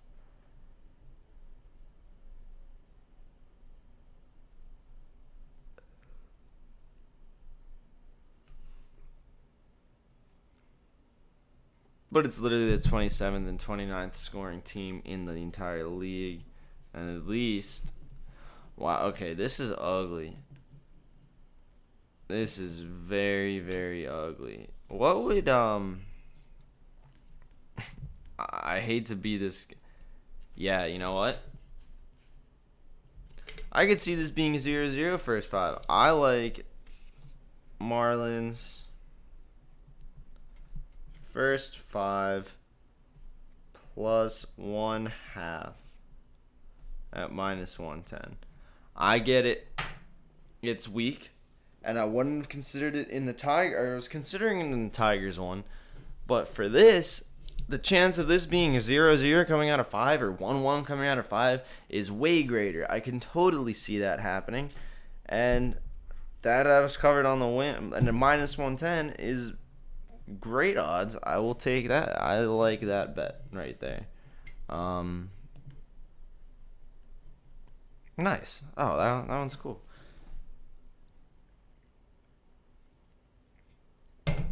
Moving on. Hold on. Just gotta get this to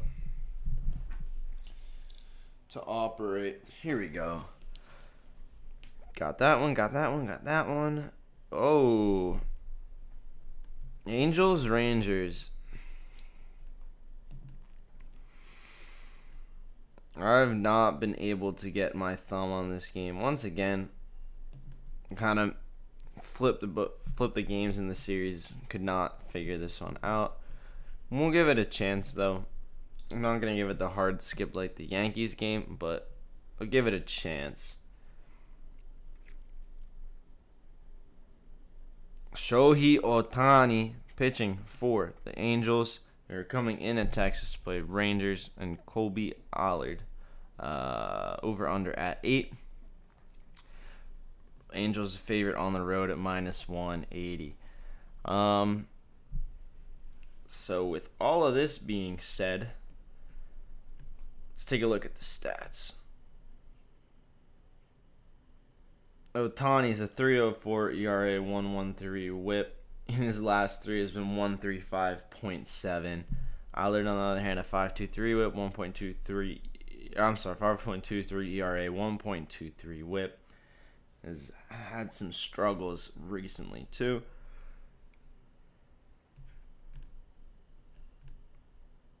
Gonna need to get into some numbers on this one. Although, at first glance, I kind of almost just want to take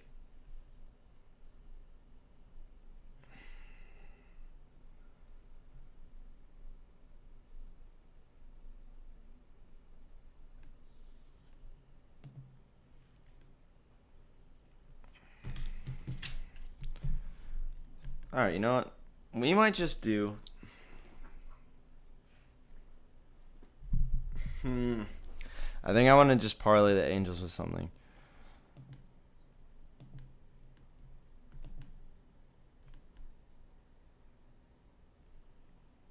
Although minus 180 is kind of crazy. Let's show he's switching. Yeah, you know, I'm going to put all my trust and all my faith in Shohei Ohtani. But I don't want to deal with the Brewers. I realize I don't quite trust them, and those odds are gross and disgusting.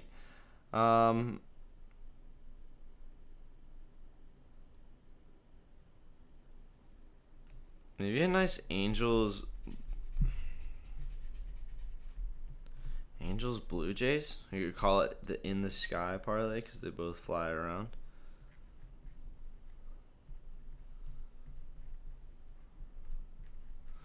What would that be in for odds? Just wondering. Just thinking out loud.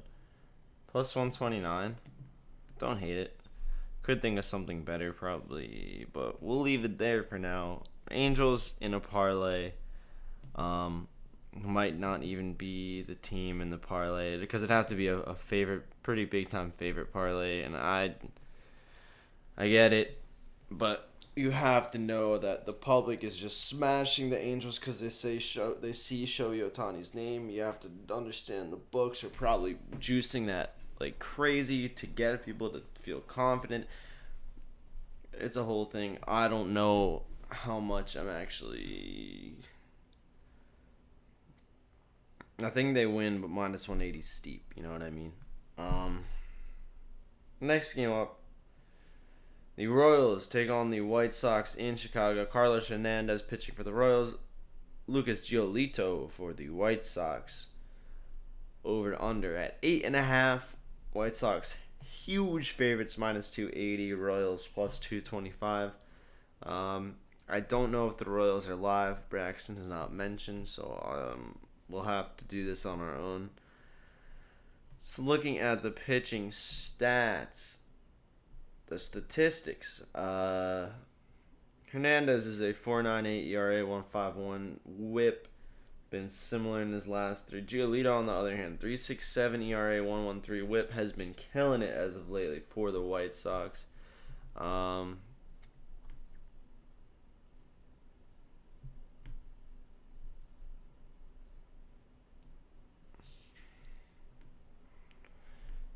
Now let's see something here.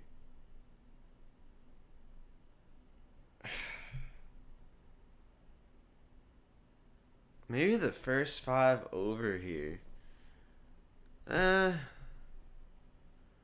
a little risky. A little too risky for my liking.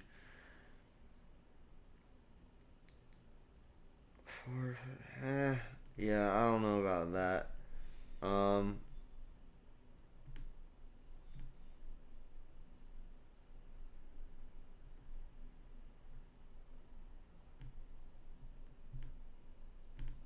I'm going to see Carlos Hernandez. I want to see what he's giving up, how many innings he's pitching.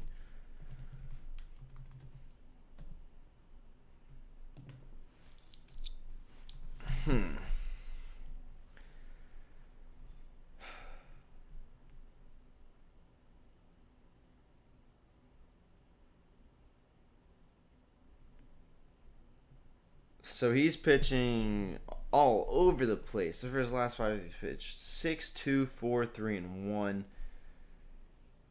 They let him go. Okay, weird. He truly is all over the place, and it doesn't even seem like they let him pitch for 4 when he's let up 2 homers. He pitched 1 and didn't let up a hit. I don't know what happened there. Maybe he smacked someone in the head or something.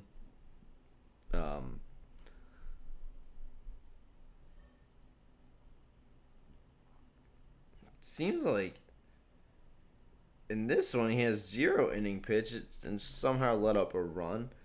This guy's all over the place.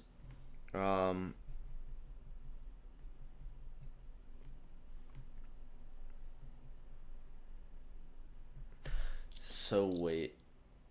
For a -1 to work in the first 5, they need to have a 2-run lead at least. Which would mean I don't like that. That's so tough in the first 5. White Sox -1.5?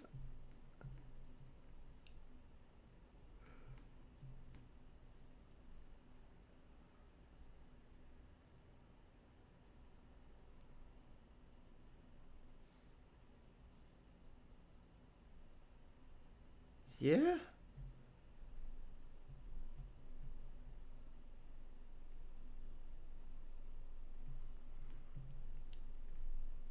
Or the first 5 over 2.5. Well, it's just the first. Yeah, you know what? If he lets up 3 and they get 1, 2 maybe in there somewhere, I like it. I'm sending the Royals. Now I know I didn't really say a lot about why, but everything was coming together for that first 5 over 4.5. -110 on that too. So first of the odds on that, I like the odds. Second, this dude for the Royals is all over the place. Is probably gonna let up 2 or 3 or more if he gets to pitch for 5, and if not, we get to dig into the bullpen, which is also good news for first 5 over, getting into the bullpen that early. On the White Sox side, it's tough to say that they'll let up a lot of runs. Giolito's very good.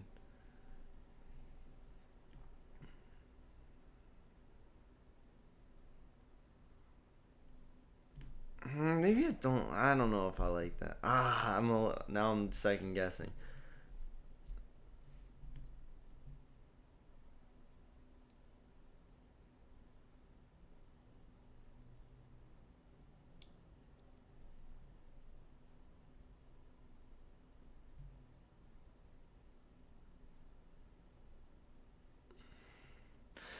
Nah, you know what? I know what time it is, man. It's a nerfy, baby. This is a nerfy game. Giolito's not gonna score, and this other Carlos, he's gonna go all over the place for an inning. I don't know what to think, which makes you think it's very good. Why Royals writes? Dang it, I'm writing in the sticky part.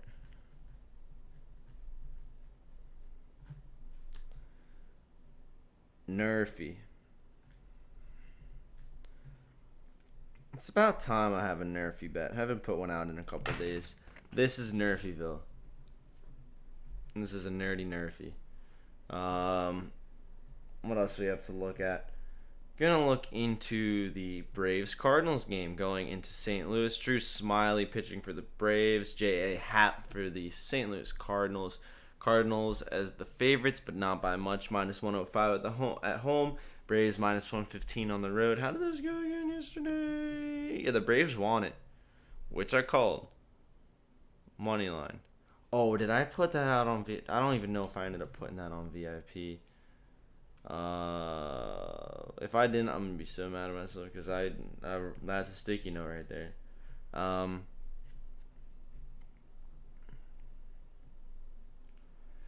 But anyway, J. Happ, Drew Smiley, Cardinals getting 105, over under set at 9. Let's take a look.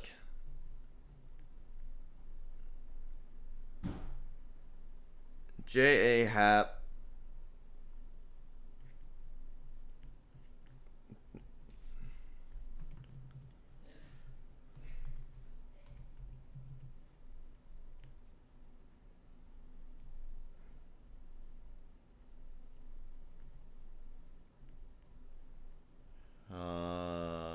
Trying to get his stats up here.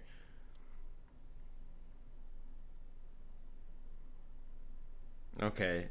Was a Twin. Is now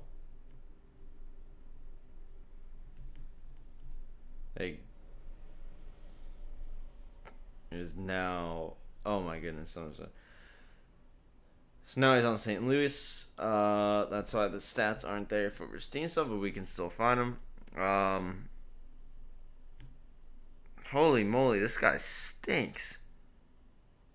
Last 5 is 3 innings pitched, 9 runs, 6 innings pitched, 4 runs, 7-7, 7-3, 4-6. What was the over? 9.5? Who are they by? Alright, the Braves. Hopefully if the Drew Smiley guy. It's a 4.4 ERA, 1.39 WHIP. So I'm not gonna try to pick on him, but J.A. Happ is gonna get shelled in my honest opinion.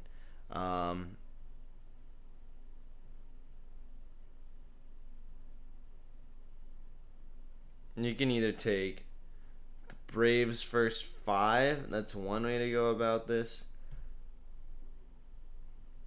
I mean, whatever the Braves team total over is an absolute lock.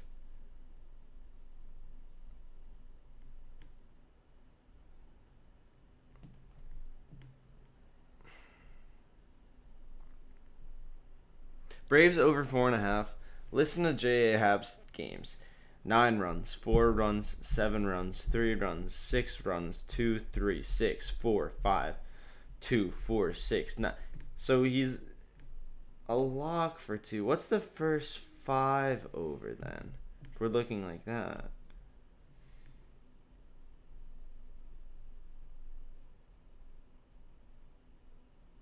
Yeah. Oh, yeah. Braves first 5. Number 2.5 at plus 105. That's the move. If you don't get team first 5s, I know some people don't. I'd also just like the Braves to win it.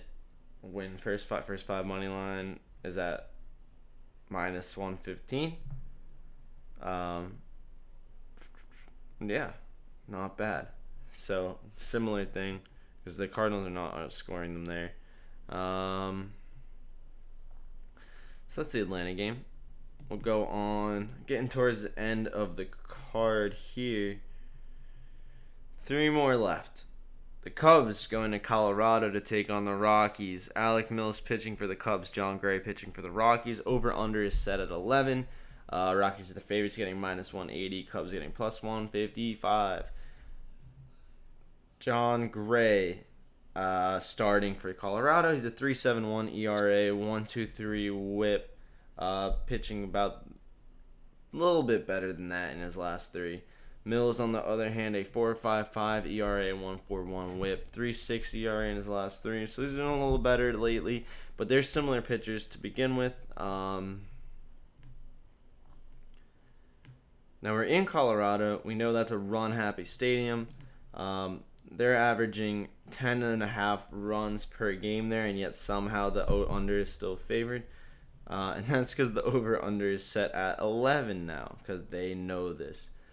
I believe yesterday I went with the under 11.5 in this game, and it did not hit. They scored 19 gosh dang runs. The Rockies hit 13 on their own. Don't see that happening again, but I'm not going to push it on the over-under.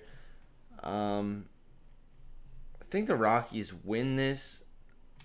I don't know if I want to give them the minus 1.5, even at plus 100 on that. This might be a better team to put in a parlay with the Angles. Angles Rockies. I don't know. Neither of these pitchers. Let's see, maybe a first 5 type of over instead of. Over under 6 for first 5 is brutal. Rockies minus 1 first 5 though. Minus 115. I don't know. Let's check these pitchers out a little more in depth, and then maybe I can consider placing that. No, that's not all right. Alec Mills. Let's see here.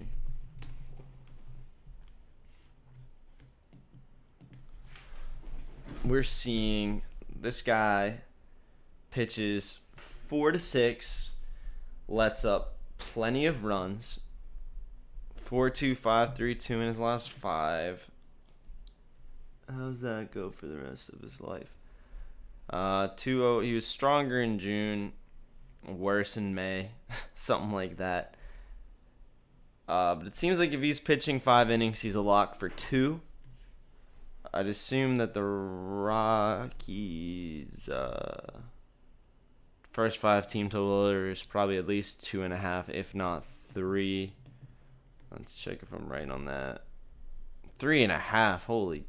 All right. So then let's see John Gray.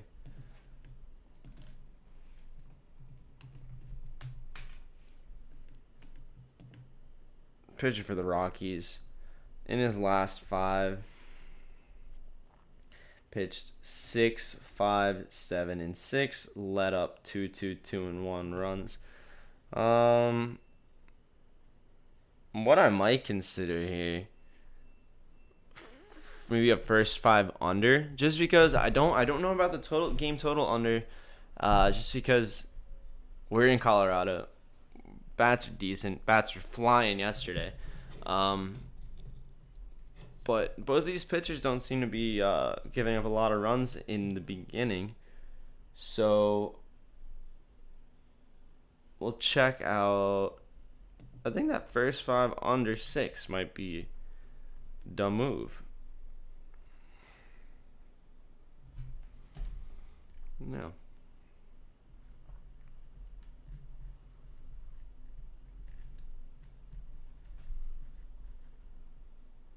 It's at minus 105 too. A lot of 105 bets today. Oh no. Hold on.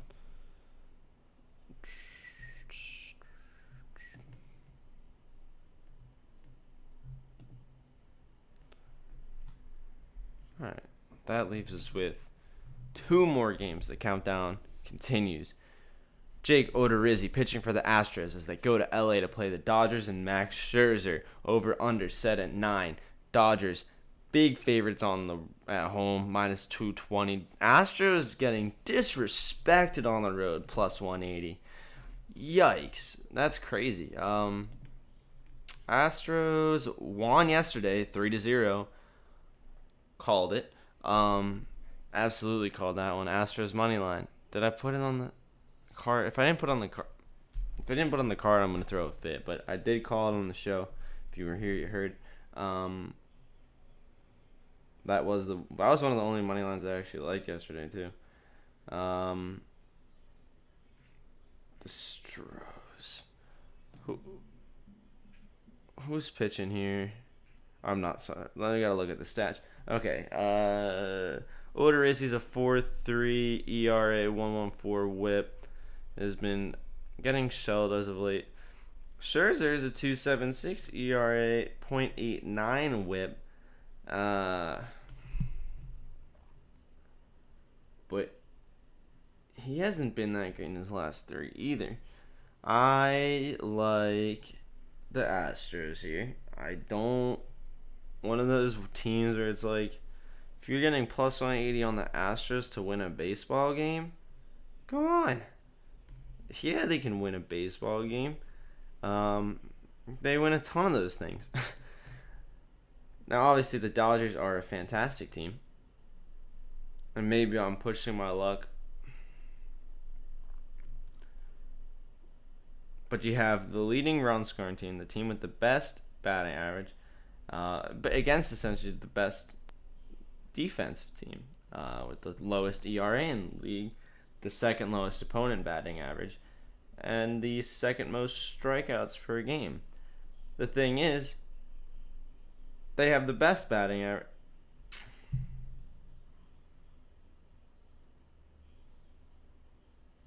I think they're a lot more even than the line suggests. Maybe Astros plus 1.5.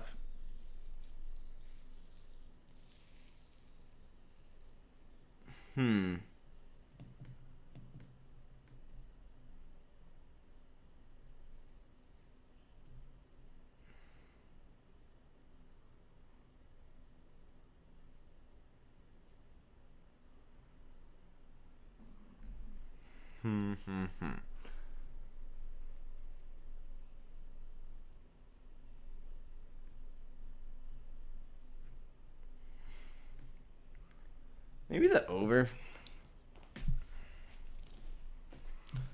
This one went over yesterday, didn't it? No, it did not. It was 3-0. Nah.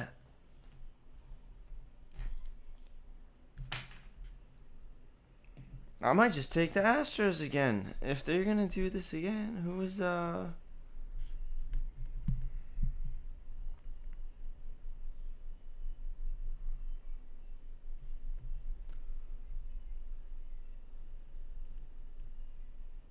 Lance McCullers Jr. pitched yesterday, and he's nothing. He's a good pitcher, but nothing like insane. He's pretty good though. Give me the Astros money line again. They won yesterday. They're getting plus 180. Why not? The game's a toss-up. I'm not. Here's the thing.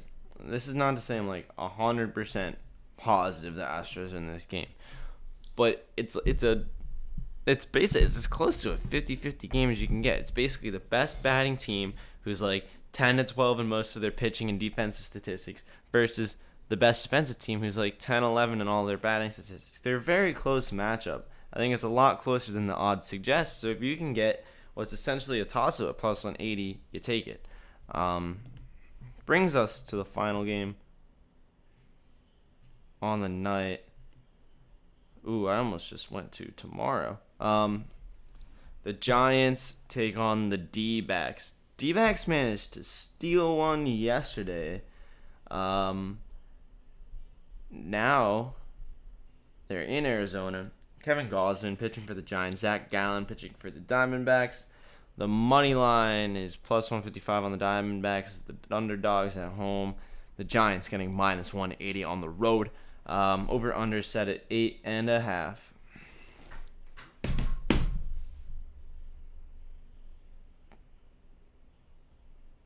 Let's look at the pitching statistics before I say anything I'm going to regret.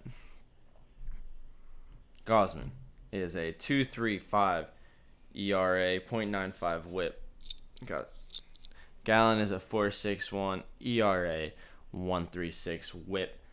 Gallen's not bad. Gausman is just better. He has struggled a little more as of late, but still a better pitcher, I'd have to say. Now, what was... I wanted to change that to the...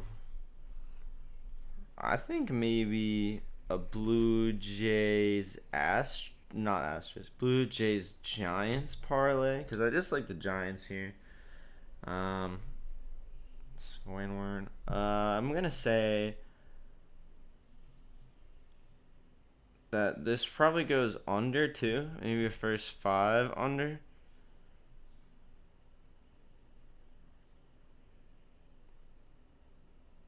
No, I'm gonna. All right. I think the best spot to take anything is Giants minus 1/2 in the first 5. And I'll tell you why.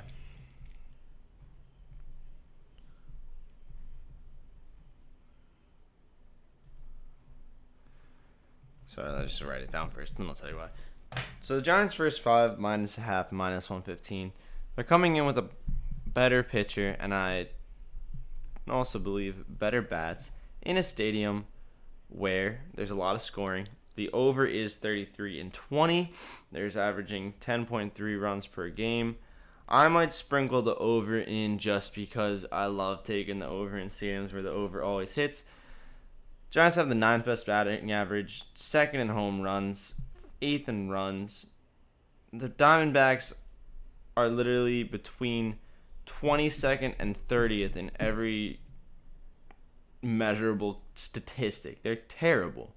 A Yurfie has hit in the Diamondbacks' last 13 home games. Okay, that's a wild one.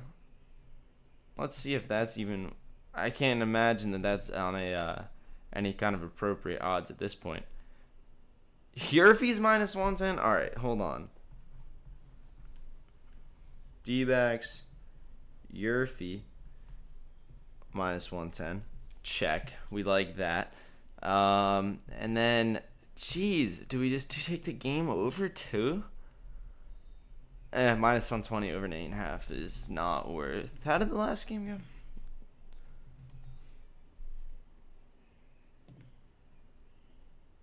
Yeah, it was 1-3 yesterday. I don't trust that. So then that concludes it. That's the picks for the day. Let me go over my sticky real quick. It's a big sticky one today. That's backside, front side.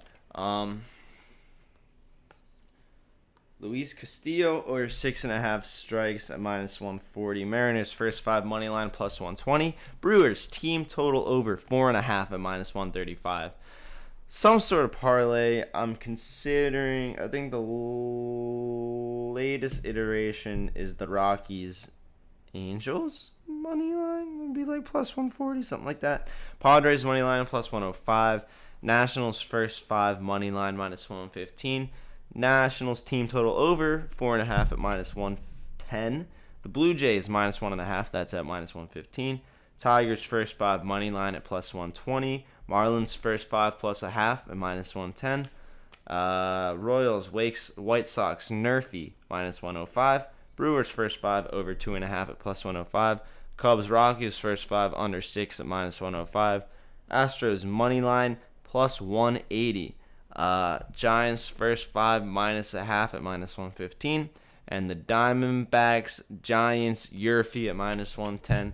And that's how we leave it.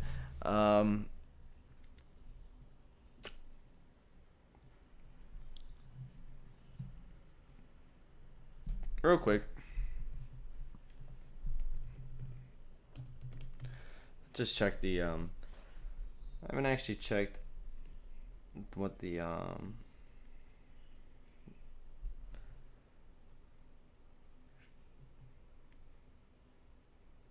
want to see how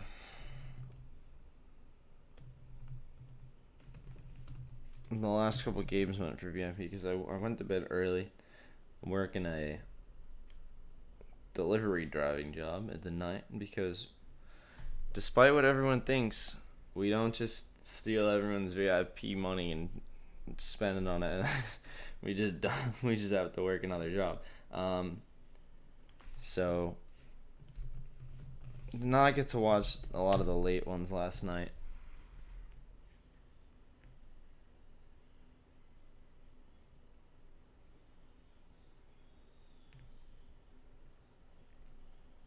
I know it was not great on Monday. But Tuesday wasn't bad.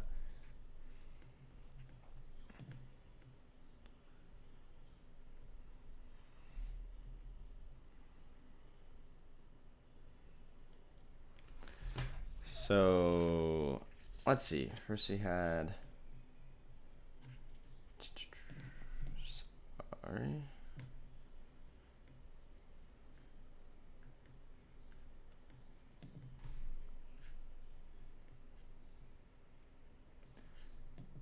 So that didn't. The Yankees-Orioles first 5 under did not hit. Blue Jays minus 1.5. That did hit, yes. Yes, that did hit. Mariners Rays over 8.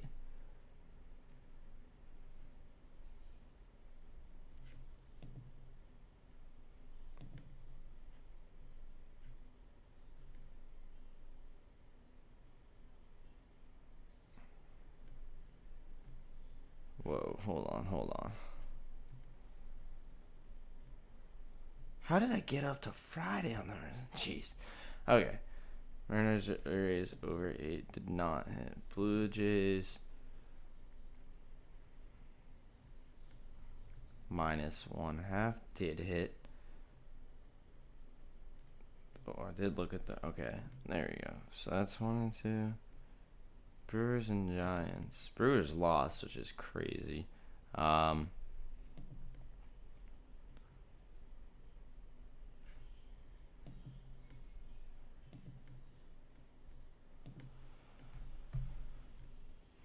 Yeah, not a great VIP day yesterday. I'm just picking the wrong ones to put, because the sticky notes are never that bad. It just always. We'll have some more free plays today too. I don't have super busy yesterday. I'm doing a lot of things for fellas, a lot of things to make some money on the side as well. Driving around in the whip, making deliveries for people. Trying to stay updated on everything as I'm going around. Yesterday was not very active on the Twitter. No free plays. Today we will have free plays. I have so many plays right here, and I really like a lot of them.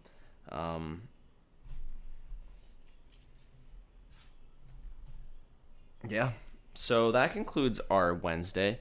Tomorrow is going to be a huge day, because not only do we still have Olympics and the NBA free agency, we also have an NFL football game. Are you kidding me? Let's go. So we'll be getting into that. I'm going to be talking all sorts of football. And we'll have a great time. For now, enjoy the rest of your Wednesday. This has been Sean Fella 2, whoever you want to call me, for the Hey Fellas channel, coming from the Fellas Show.